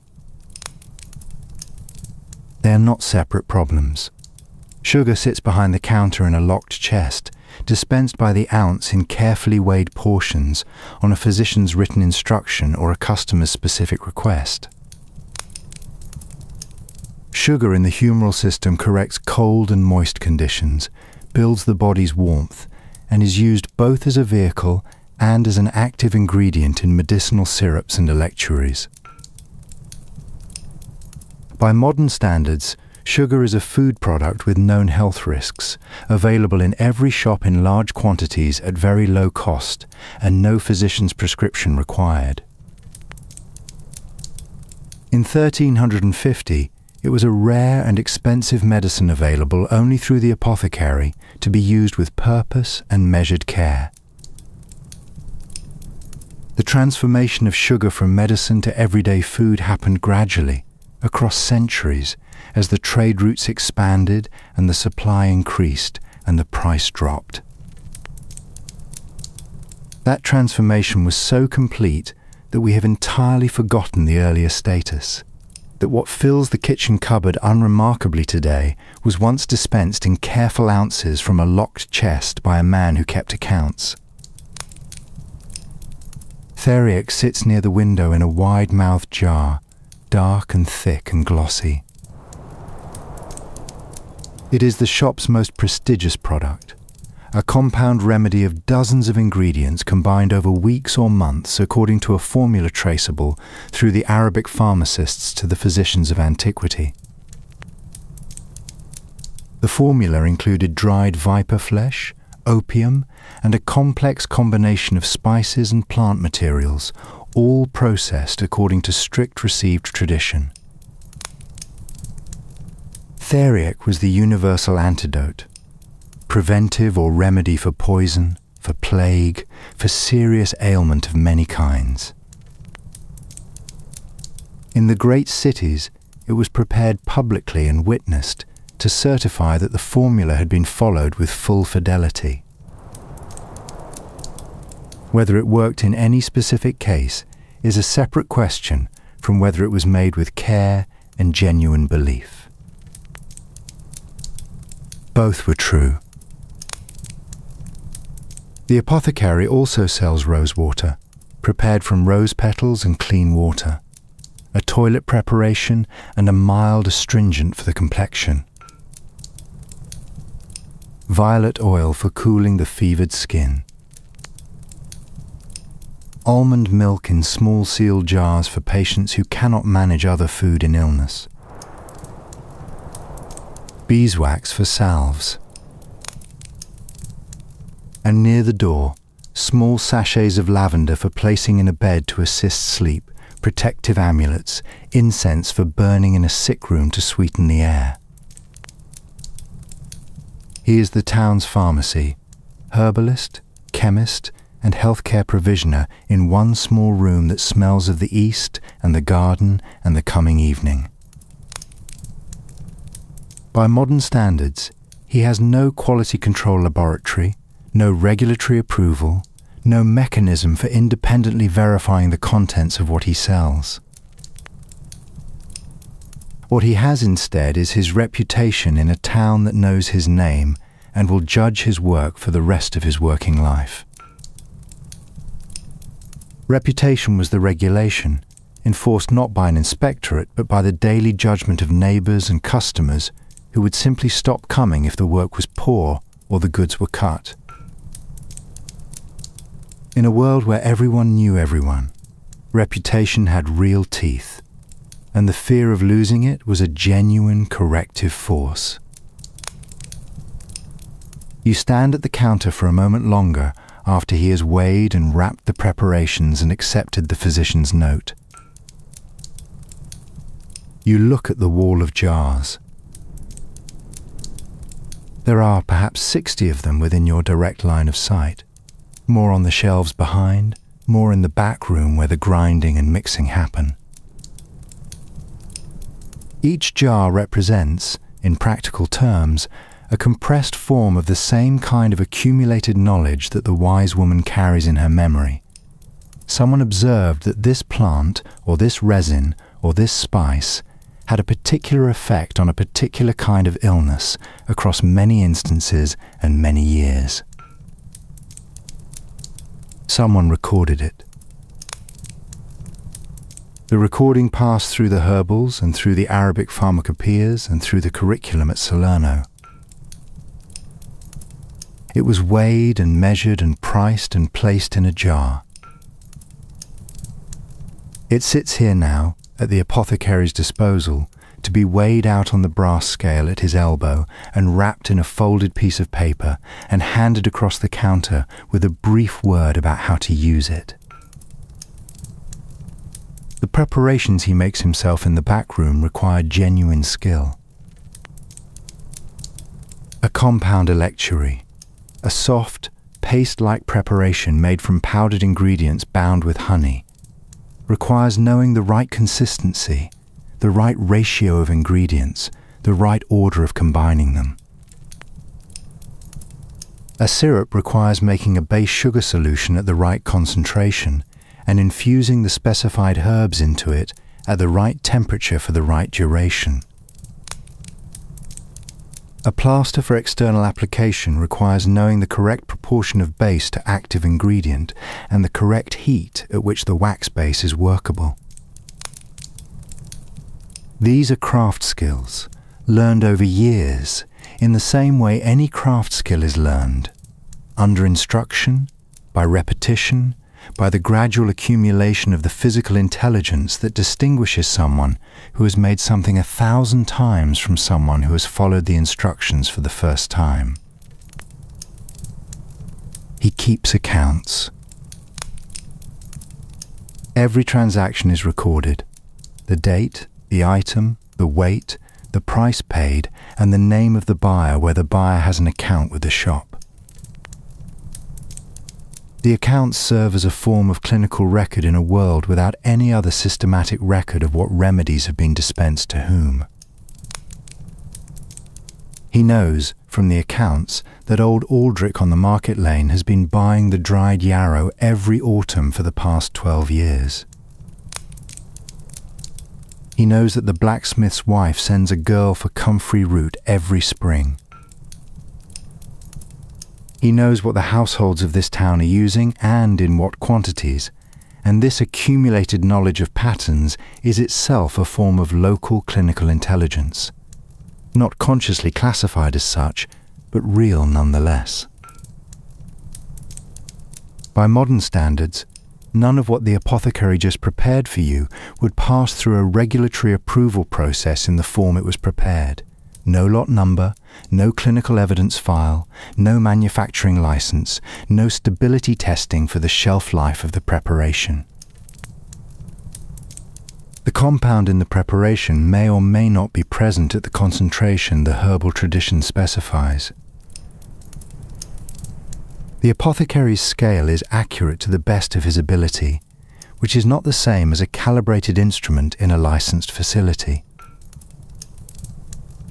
These are real limitations. They do not change the fact that the preparation contains ingredients that human beings have been using for the same purpose for centuries. And the man who prepared it has been doing this work for 30 years with his reputation fully on the line for every preparation he sends out the door. Now you take your preparations and step back out through the low doorway into the afternoon street. The cinnamon smell follows you for a moment, warm and eastern. Then the street's own smells take over, mud and horse and wood smoke, and the bread from the baker 2 doors along. The afternoon is advancing. The light is beginning to go. The preparations are in your pocket. The instructions are in your memory. By tonight you will have followed them, and by tomorrow the question of whether they helped will begin to have an answer. The room has been prepared.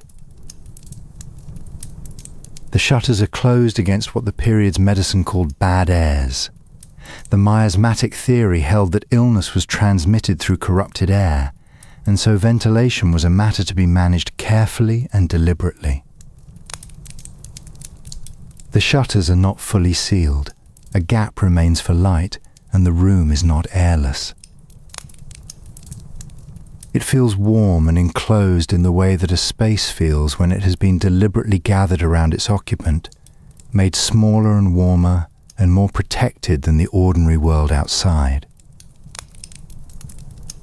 It is the year 1330, or thereabouts, in a prosperous village in Yorkshire. A woman has been in this room for several days. The floor has fresh rushes on it, brought in that morning and strewn with dried herbs, lavender and chamomile and rosemary, that release their scent underfoot when walked upon. The fire has been built up considerably higher than a normal winter room of this size would need. There are several candles burning at different heights around the space, and their collective light gives the room a warmth that is amber and enclosed, the light of ceremony rather than the light of work. A chair has been placed by the fire that is lower and wider than the ordinary chairs of the house.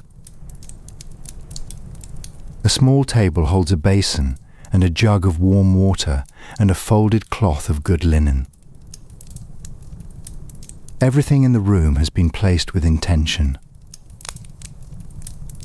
The preparation of this room was a communal act, and the community understood without being told what the act required. The women of the village brought what was needed: the herbs, the fresh rushes, the extra fuel, the linen that had been prepared for this occasion and kept carefully folded until the time came. And they brought themselves.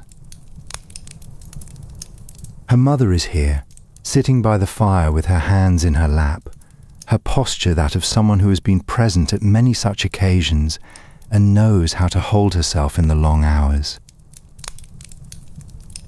Her neighbour from across the lane is here. The experienced older woman who has attended many such occasions in this village is here. The midwife, or something close enough to the word that the distinction carries no practical weight. Her hands know what to do. Her voice knows the register this room requires. Male physicians were, by convention, absent from the birthing chamber during normal childbirth. This was women's territory, women's knowledge, women's event, and the convention had the weight of long-settled custom. The midwife's craft was acquired by watching and by doing, over years and many occasions, in rooms exactly like this one. She knew how to position the woman in labour. The birthing stool, low and open-seated, was commonly used, or a supported position held from either side by two of the other women. She knew how to guide the delivery with her hands, how to manage the cord and the afterbirth, how to watch for the signs that called for a different response, and how to make that response without alarm or drama. She had felt, with her hands, the presentation of a baby positioned awkwardly in the womb, and she had learned, through many such occasions, what her hands could do to assist without harm. This knowledge lived in the hands and in the memory that had accumulated around them across years of practice. Today, a qualified midwife has years of formal education, clinical placements in hospital settings, regulatory certification, and access to medical backup when things go differently than expected. What this woman has is years of presence in rooms like this one, the accumulated judgment of those years, and the calm of someone who has done this many times before and knows the difference between what is normal and what is not. That calm itself is medicine. It changes what is possible in the room. The midwife had sworn an oath, because her role involved enough weight and enough consequence that the community required her commitment to be formal and witnessed. She swore not to retain the umbilical cord or the placenta. Both were objects the tradition associated with potential harmful use, and their disposal needed to be witnessed and verified by the women present. She swore to baptize an infant urgently if the child seemed unlikely to survive, the theological priority of baptism being absolute in this world's understanding of the soul's fate after death. She swore to act in good faith toward both mother and child, whatever the circumstances required. In a community that would know her face for the rest of her working life, this was not an abstract promise, but a lived and watched for commitment, renewed with every occasion she was called. You are sitting quietly in the corner of this room now, and you can feel the quality of the attention in it. The particular kind of attention that a group of people brings to a situation that matters, when each of them knows what to do and has done it before, and is not in any way performing that knowledge, but simply applying it with the quiet authority of long practice. The room is organized around the woman in the bed and everything in it. The warmth, the light, the food, the company has been arranged with her recovery as the single governing intention. There is something in this arrangement that the formal medical record of the period rarely describes, because it was considered too ordinary to describe, the sustained, organized, communal care that was given to women in childbirth, as a matter of course, by women who had received it themselves and would give it in turn across the whole length of their adult lives. By modern standards, the lying-in room has no antibiotics to give if infection sets in, no blood typing capacity, no surgical option available within reach. The women in this room know this. It is not something they think about in those terms. The concept of antibiotics does not exist in this world, but they understand that what they can offer is warmth and support and skilled attention, and they give all of it. The things they cannot provide, no one in this world can provide either. They are doing everything that can be done, with everything that exists. After the birth, assuming all proceeded well, and for most births in most circumstances it did, this is not a world of constant catastrophe, despite what the demographic record of infant mortality might suggest about a separate question. The lying-in period began. This was typically 40 days, ending with the ceremony of churching, the woman's formal religious readmission to the church and to public life. During those 40 days, she rested. Not sentiment and not convention. Medical necessity as the regimen tradition and the accumulated practical knowledge of the women around her both understood it clearly. The body needed to recover. The bleeding needed to resolve. The milk needed to establish itself and find its rhythm. The woman needed to sleep, reliably and without disruption, for a sustained period. The community organized itself around this rest in a way that had no formal name but was entirely understood by everyone in it. Food was brought and prepared. Specific, strengthening food, marrow, bone broth, soft pottage, warm ale, spiced with ginger, preparations designed around the recovering body's needs rather than the convenience of whoever was cooking. The fire was maintained continuously. The infant was helped with in the long, dark middle-of-night hours so the mother could sleep through more of them. The older women took turns being present. A postnatal ward today has qualified midwives on rotation, clinical monitoring, specialist backup, and everything the modern hospital can provide. What this room has is several women who have done this before, a warm fire, good food, and a community that understood without being told that a new mother required sustained, practical, attentive support for a measured period. The infrastructure was entirely different. The recognition of the need was the same. The nursing of the infant in the early weeks was itself attended with a considerable body of accumulated practical knowledge, much of it carried by the women in this room and passed through the same channels as everything else they knew. The timing of feeds, the positions for holding the infant at the breast, the particular attention to warmth. The infant wrapped close to the body's own heat in the first days, when the adjustment from womb to world was still incomplete. The recognition of the signs of a nursing difficulty before it became a crisis. The infant whose colour was wrong, whose cry had an unusual quality, whose feeding was slower or less settled than expected. The midwife and the women who accompanied her had seen all of these situations before. They had knowledge of what each required.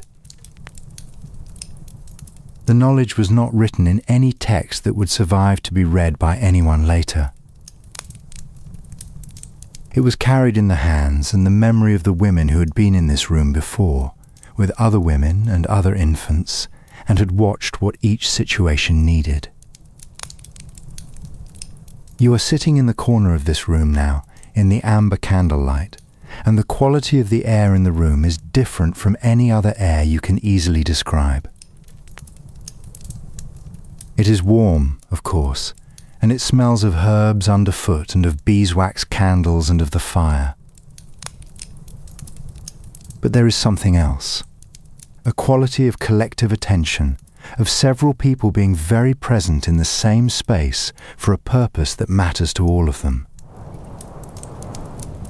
The new mother is resting, her eyes half closed. The infant is sleeping against her. The women at the hearth are talking in quiet voices about something domestic and ordinary. A neighbour, a market day, the latest price of wool in the town. And the ordinary conversation is itself a kind of care, because it says that the ordinary world is still there and proceeding, and will be there to return to when the time comes. The chamber in the late afternoon, when the exhaustion of the birth has passed, and the infant is sleeping, and the women's voices are low and familiar, has a particular quality of settled peace. The amber candlelight on the low ceiling. The smell of the herbs underfoot rising each time someone crosses the room. A prayer said quietly, not as performance but as continuation. one more thread in the fabric of what this room is doing. Someone's hands passing a cup of warm spiced ale. The fire burning steady. Someone else's hand resting briefly on the new mother's arm, not saying anything, simply present. This is medicine too. The body heals in warmth, in the company of people who know what they are doing and are doing it with care. The women in this room have always known this.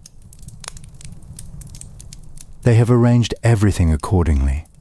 You are in a craftsman's house in a market town, and you have been unwell for 3 days now. The sick chamber is your ordinary room, reorganized for the duration. The bed has been moved closer to the fire. The shutters have been adjusted. The regimen tradition that circulates in households with any pretension to learning is clear that draughts are harmful to the sick. But that stale air is not good either, and so the shutters are tilted at an angle, not fully open and not fully closed, letting in a managed flow from the direction that brings clean air rather than cold. The children have been told to keep to the other room. The dog has been relocated with some difficulty. The household has taken on the particular quiet that a sick person imposes, a held, lowered quality, as if the whole house has adjusted itself around the fact of someone lying still inside it and needs to be quieter on their behalf. The sounds of the street are still there, but they arrive muffled, filtered, reduced to a reassuring background rather than an intrusion. Your wife is doing several things at once, the way all people who nurse the sick learn to do after long practice. She is maintaining the fire with a specific and steady attention because the sickroom fire is never allowed to drop. Cold aggravates illness. Warmth is itself a medicine. As the regimen texts say plainly and repeatedly, a fire allowed to die down and revive unevenly is not the same thing, in the care of a fever, as a fire kept steady and reliable all day. She is managing the flat river stone that she heated in the fire an hour ago and wrapped in heavy cloth and placed at your feet beneath the wool blanket. The stone has held its warmth well. It is sitting through the blanket against the soles of your feet with a dense, dry, patient heat. There is, in this room, no electric blanket, no thermostatically controlled heating pad, and no device that monitors your temperature through the night and adjusts the warmth accordingly. There is the flat stone from the stream bank, heated in the fire, wrapped in cloth, renewed when it cools. It does the same work with more patience and the weight of a practice that has been doing this for a very long time. The care instructions for the sick room were embedded in the regimen texts that circulated from Salerno outward through literate medieval Europe, translated and adapted for English conditions across several centuries of use and copying.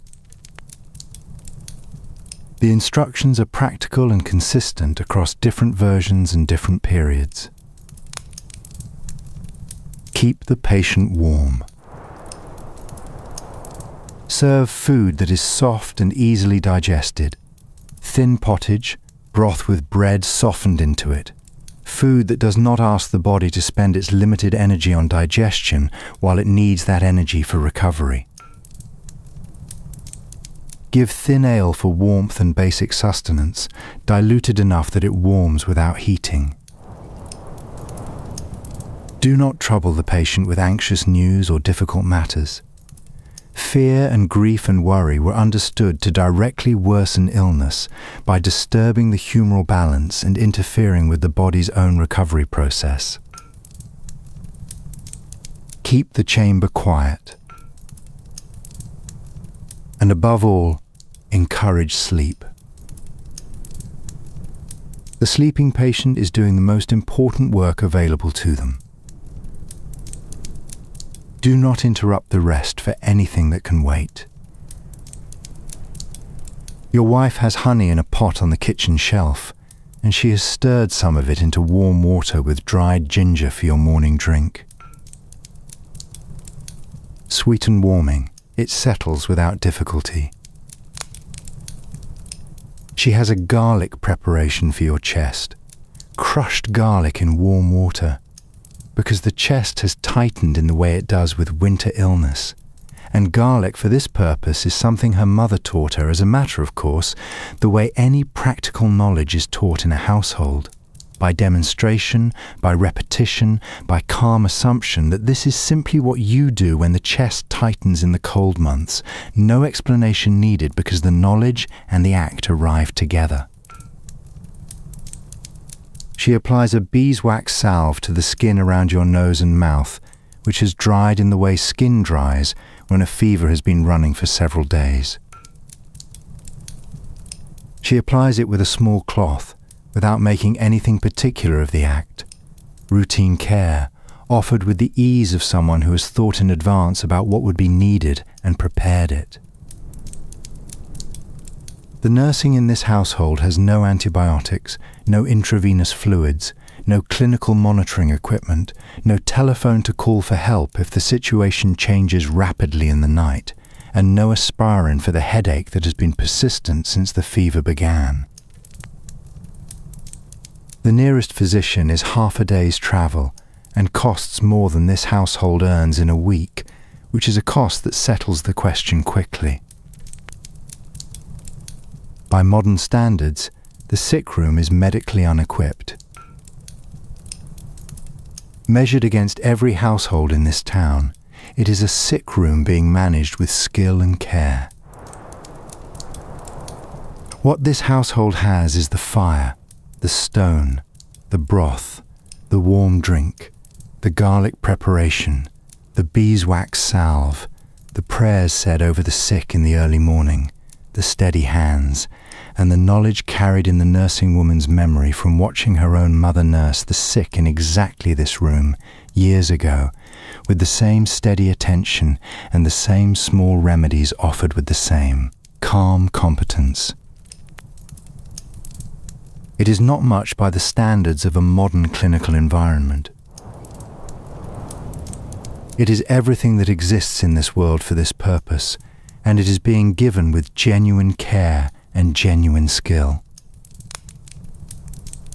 The spiritual layer of this care is inseparable from the practical, and it would be a mistake to present them as two different kinds of thing occupying the same room. The priest came yesterday morning, not as the signal that hope had been abandoned, but because serious illness required spiritual attention as a normal part of comprehensive care, the same way the warm stone requires physical attention and the broth requires nutritional attention.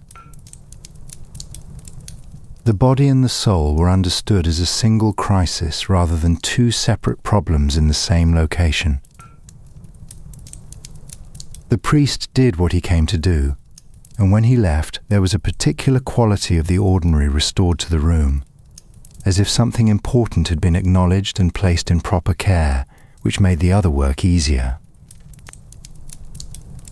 The books and texts that circulated through literate households in the medieval period included, alongside the religious material, a genre of practical health guide that addressed exactly the situation you are in.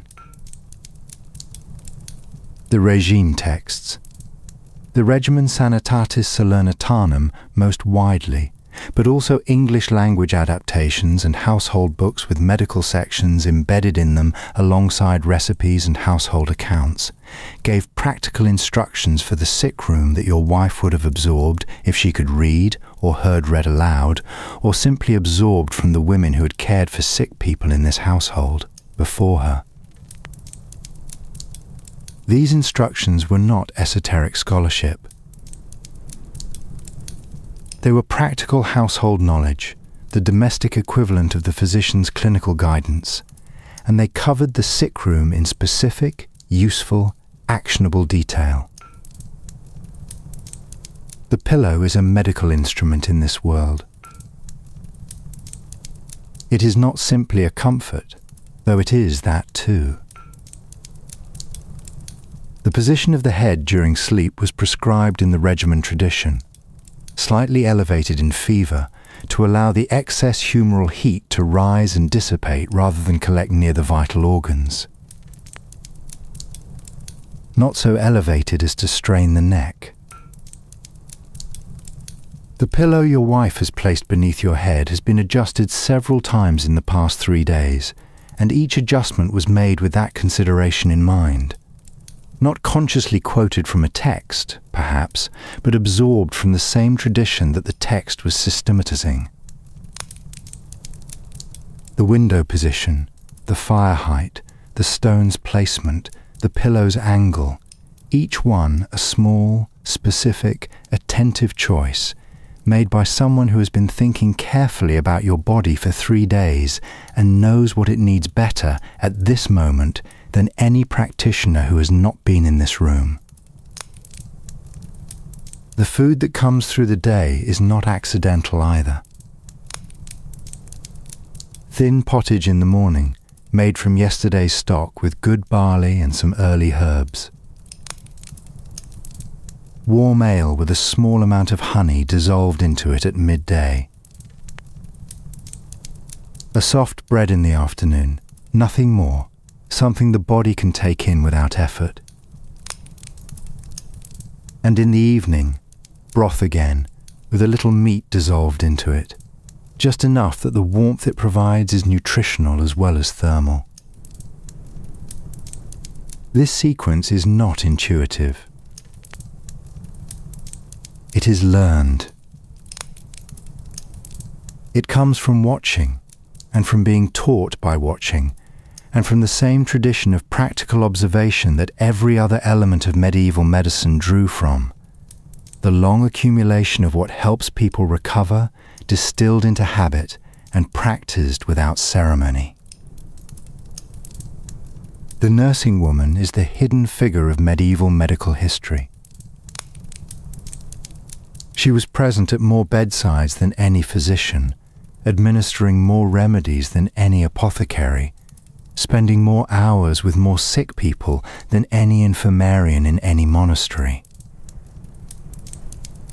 She is least recorded because her knowledge was transmitted through practice rather than scholarship, and because the formal record of the period was kept mostly by men in institutions who were not watching what happened in the sick rooms of craftsmen's houses in market towns. The physicians wrote the books. The apothecaries kept their commercial records. The nursing woman who sat for a week with the sick, who kept the fire steady and turned the stone when it cooled and wiped the face in the small hours and listened to the breathing change from laboured to easier and new, from long experience, exactly what the change meant, left very little trace in the formal record. The knowledge existed in bodies and passed in women's hands, and it was practised every day in every household in England without documentation, without credential, without institutional support. The breathing is different today. You can tell, even lying still, that something has shifted in the quality of your own exertion. Less labour in it. More evenness. Closer to the breathing of someone who is sleeping and resting than to the breathing of someone who is working at an effort. Your wife has moved her chair slightly toward the window. She is looking at the street now rather than your face, because she can tell from the breathing that the worst is behind you, and the intense watching of last night is no longer the first priority. The stone at your feet, renewed an hour ago, is still warm. The fire is steady. Through the tilted shutter, the sounds of the town continue. A hammer somewhere down the lane, children calling in the narrow street below. They are reassuring in the particular way that ordinary life, going on outside, is always reassuring to someone who has been briefly outside of it. You are going to sleep again. This is good. This is what the regimen prescribes, what every healer in this world understands. Let it. There is a convalescence room in England in the later part of the medieval period, a room of middling comfort, neither rich nor poor, and the light coming through the window is the soft oblique light of a late afternoon in late autumn, that particular quality of pale gold that does not quite reach the floor but lights the middle air of the room and the dust moving slowly in it. You have been ill. The worst is behind you, but the physician who visited 3 days ago, or the apothecary who consulted on his behalf, or the wise woman who came on the first morning and read the illness with the calm attentiveness she brought to all such occasions, was clear on one point above everything else. You are not to rush. The convalescence is its own distinct medical stage, as important as the illness itself, and it has its own careful prescription: rest, warmth, light, food, and sleep. The body returning to health is not the same as the body already at health. It requires attentive management in the right proportions, in the right order, without the impatience that wants things to be finished before they are. The person who rushes the recovery and returns to work too soon does not demonstrate resilience. They make, in the precise language of the regimen tradition, a clinical error with predictable consequences, a relapse, a weakening, a return to the sick bed that would not have been necessary if the first recovery had been given time to complete itself properly. The Regimen Sanitatis Salernitanum is a health rule compendium from the school at Salerno, composed around the year 1100 and expanded and translated over the following centuries until versions of it were circulating in England in both Latin and English verse, one of the most widely known and practically used medical texts of the whole period. It was not an academic treatise for the learned. It was a practical guide written in memorable form for daily application by anyone who could read or be read to. It gave rules for food and drink, for exercise and rest, for managing the body through each season, for caring for the sick and the recovering. And it listed sleep among the 6 non-naturals, the daily variables that governed health, with the seriousness of something that matters precisely because it is easy to neglect. Sleep was not a passive absence of waking. It was an active, prescribed, managed component of the healthy life and of the return to health from illness. The text's attention to sleep was specific, serious, and repeated. What did sleep do in the humoral understanding?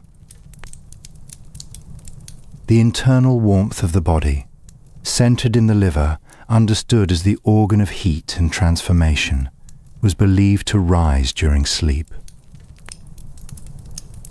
This rising warmth assisted the digestion of food, completing the transformation that the waking body had begun, converting what had been eaten into the proper humours, building the blood and the vital spirit that sustained life and allowed recovery from illness.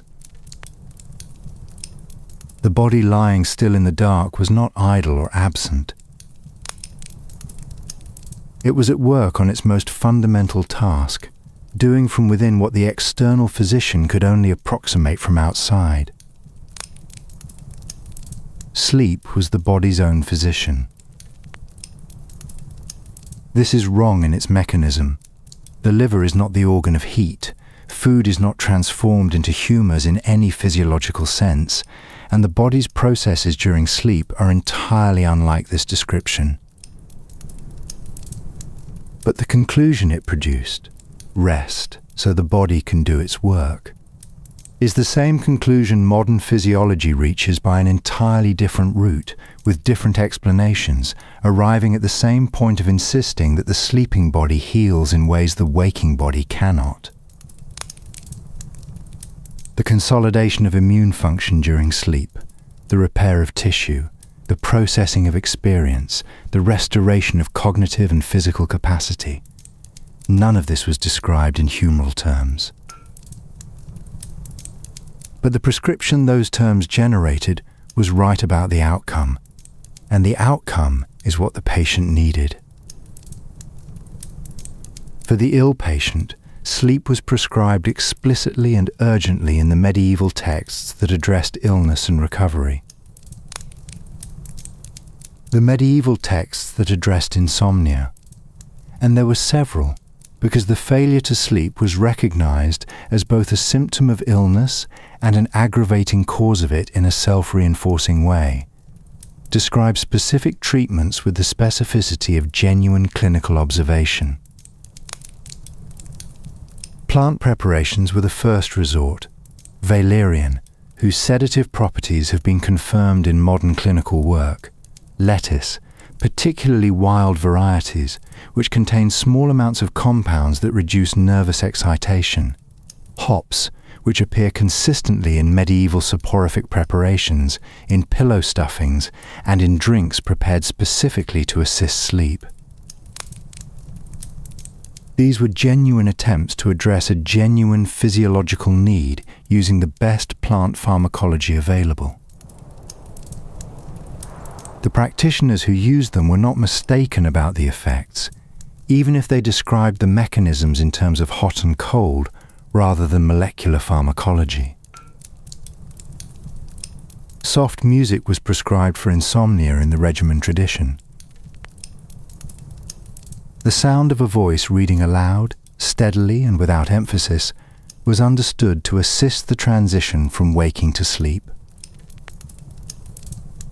A warm bath before sleep was recommended, because the warmth of water near the skin draws heat outward from the body's core, which the modern understanding identifies as the brain's own sleep preparation signal, the slight drop in core temperature that tells the sleeping systems they can proceed.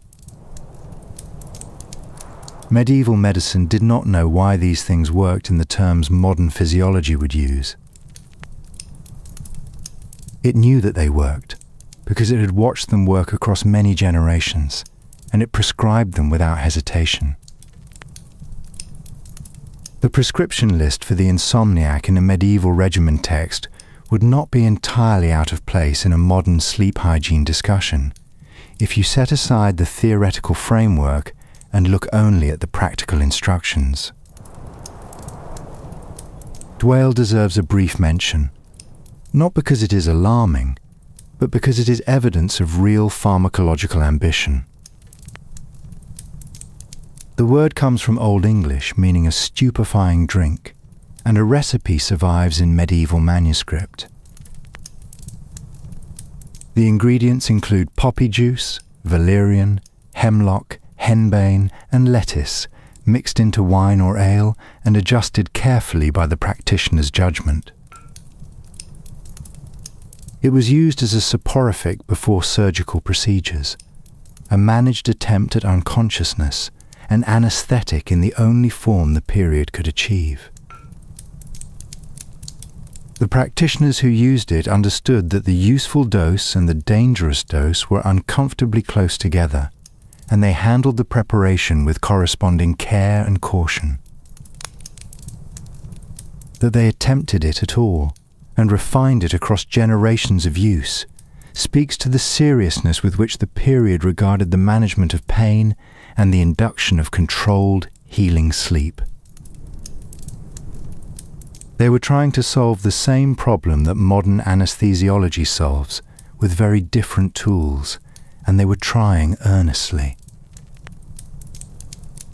Convalescence was addressed as a formal, distinct medical stage in the regimen texts, not an informal waiting period, not an afterthought, but a phase with its own prescribed sequence and its own specific requirements. The return to health was graduated by design. First, rest, warmth, and the lightest food. Pottage rather than meat, diluted ale, soft bread that asked nothing of the body's digestion. Then, as the colour returned and the energy rebuilt, a careful, gradual increase in both food and gentle movement. The ability to walk slowly around the room was itself a milestone, noted and measured. The ability to sit by the window for a quarter hour without fatigue was a further one. The return to full work was the last stage, not the first, and no practitioner worth their knowledge would have accepted impatience as a reason to compress the sequence. The room you are in has changed, slightly, over the course of the convalescence. On the first day of recovery, it was a sick room, a place of urgent attention, of the fire high and the stone renewed frequently, and the food brought in small, urgent quantities at short intervals, and the person doing the nursing rarely further than arm's reach. Now, on this third day, it has relaxed into something more like an ordinary room with a particular quality of care in it. The fire is at its normal height rather than banked high. The stone is renewed once in the morning and once in the afternoon rather than continuously. The food comes at the normal meal times rather than in between. The nursing woman moves more freely between this room and the rest of the house. The sick room is becoming the recovery room, and the recovery room is becoming, by degrees, just a room again. The window. You have been looking at it for 3 days, and this afternoon you asked whether you might sit by it for a short while, and the answer was, a short while? Yes, in the warmth from the fire, with the blanket over your shoulders.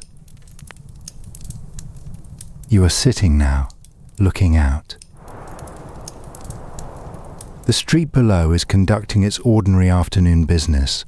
A woman with a basket, 2 men in conversation, a dog that crosses without any particular direction.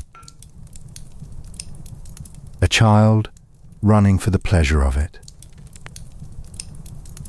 The light is pale and slanted, autumn in its later weeks, and everything in the street has the particular quality of things that are going about their ordinary purposes without any particular drama. You watch it and feel, very precisely, the distinction between being inside and being outside, between being recovered and being fully returned, and the distinction is not distressing. It is simply the current state of things, and the current state of things is considerably better than 3 days ago.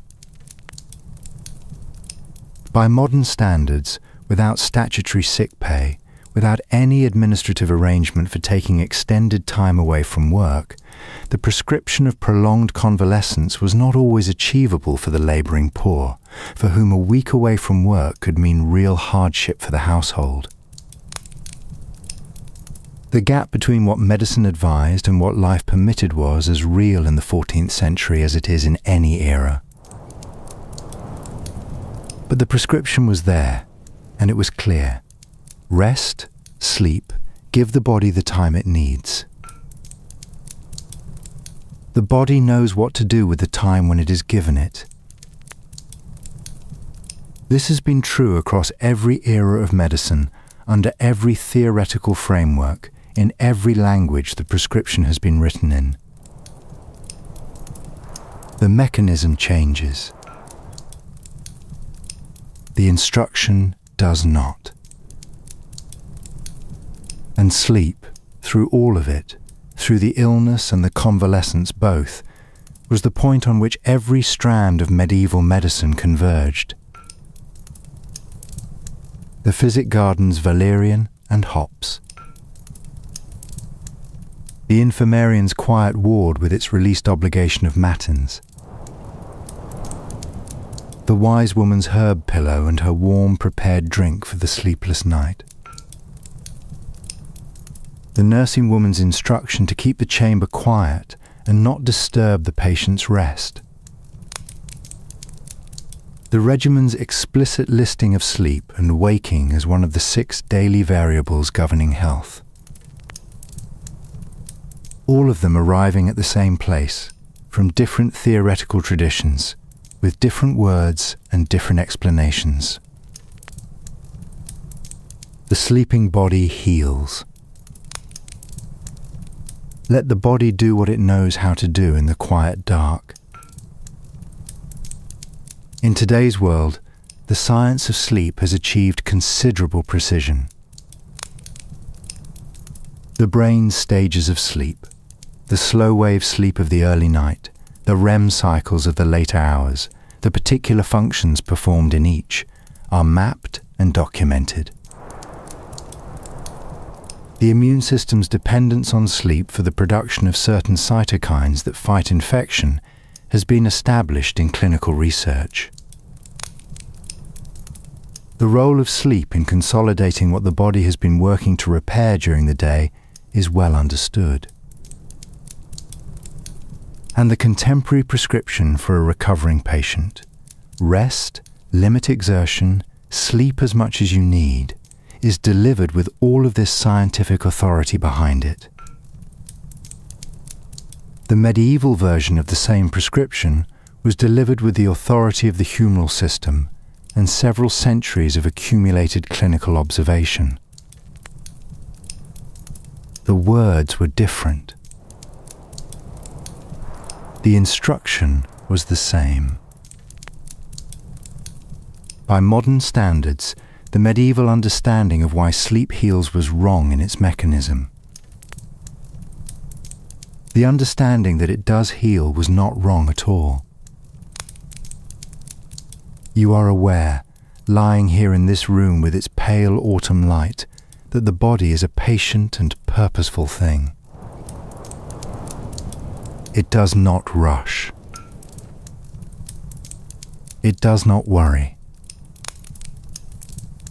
Left to its own devices, in warmth and quiet and time, it proceeds with the work of recovery at its own measured pace, without drama or announcement.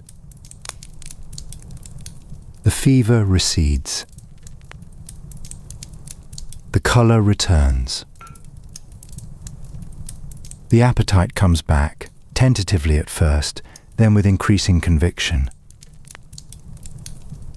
The breathing settles. The sleep deepens from the shallow, uneasy sleep of illness into something slower and more complete. You wake from it feeling as if something real has been accomplished in the dark. The modern person who watches all of this from the perspective of clinical knowledge does not see anything mysterious in it. The mechanisms are known and documented. The medieval person who watched it from the perspective of the humoral system also saw nothing mysterious. The mechanism they understood was wrong, but the experience was the same. The body, in rest and warmth, returning to itself.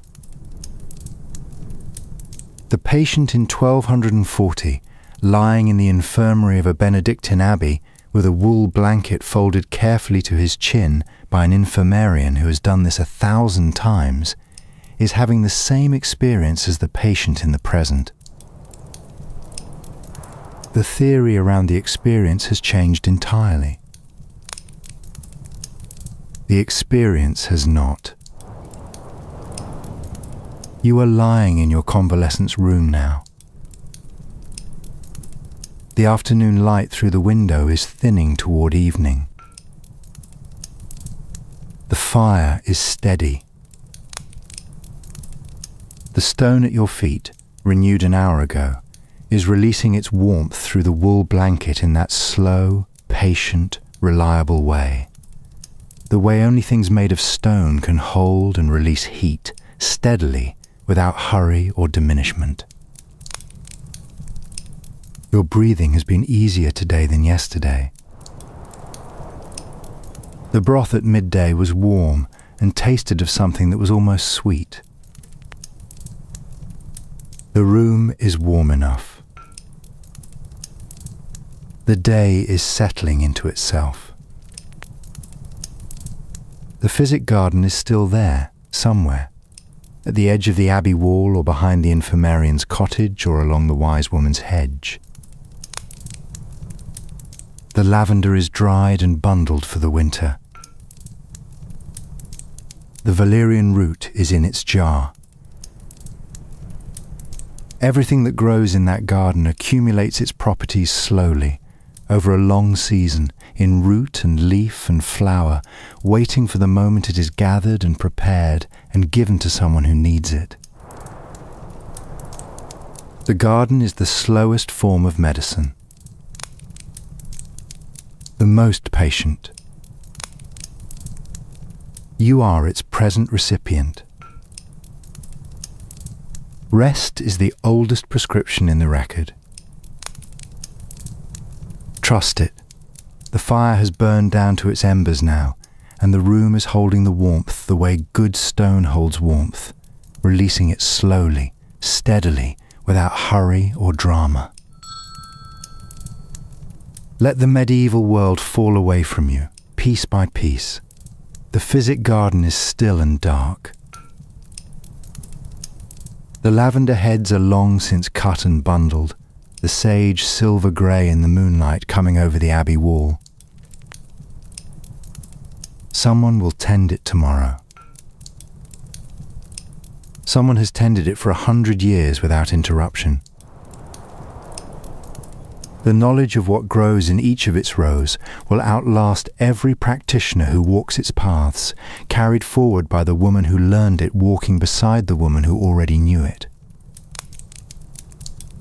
That is how knowledge carries itself forward in this world. In the feet, in the hands, in the morning walk through the dew. The wise woman's cottage at the field edge is quiet. The bundles of dried plants hang from her low rafters in the dark, giving off their faint, dry scent. Chamomile, rosemary, the dusty sweetness of lavender, the sharp resin of wormwood at the far end of the row. She has done her work for the day. The village is no worse off for it. Tomorrow morning there will be someone at the door, and she will open it and know what is needed before the explanation is finished. The physician's matula sits in its wicker basket beside the door, rinsed clean and ready for the morning. The reference chart lies closed on the table. His wax tablet has been smoothed flat. His work does not look like modern medicine. In its time, it was careful and serious and attended with genuine learning and genuine intent. The learning was wrong about mechanism. The intent was not wrong, and the attention it required was real. The apothecary's shop is shuttered for the night. The jars and the earthenware pots and the locked spice chest are still in the dark, holding their properties in quiet suspension. All those dried leaves and resins and roots and ground spice waiting for tomorrow's weighing and grinding and the next day's prescriptions. The smell of cinnamon drifts faintly through the shuttered door into the evening street. The lying-in chamber has quieted. The candles are down to one. The infant is asleep. The women are moving softly toward the door, speaking in the particular low voices of people who have done this before and know what the moment requires. The fire will be maintained through the night. Someone will come in the morning. The room will be warm. The Monastic Infirmary hall has one lamp burning at its far end, and the infirmarian is making a last slow walk along the row of pallets, pausing at each one to listen to the breathing, to settle a blanket that has shifted in the night. The hall is warm. The rule commands it. The breathing along the row is steady and slow, and the infirmarian stands for a moment in the middle of the hall and listens to all of it together. This quiet that belongs only to a room full of people who are sleeping and healing. And in the craftsman's house, the nursing woman has banked the fire for the night and set the last stone at the patient's feet and settled into the chair beside the bed. She is not quite asleep. She is listening with the part of the mind that does not fully close even in rest. The part that knows the particular sound of this breathing and will notice if it changes in the night. Rest was the oldest word in medicine. Not surrender. Not the absence of care. Rest, as deliberate and as carefully prescribed as any remedy in the apothecary's locked chest, as any preparation in the wise woman's jar, as any instruction written onto the physician's wax tablet in the morning. The oldest prescription, carried through the Salerno texts, through the monastery and the cottage and the craftsman's house and the lying-in chamber. The body, given warmth and quiet and time, does what it knows how to do. It has always known how to do this. You do not need to supervise it. Your own breathing is slowing now. The room you are in, tonight, in whatever year it happens to be, is warm enough. The day is behind you. The garden is waiting in the dark, ordered and patient, everything in its proper row, knowing its season, holding its properties until they are needed. Let the night carry you. Rest is the oldest medicine. And you are already taking it. Sweet dreams.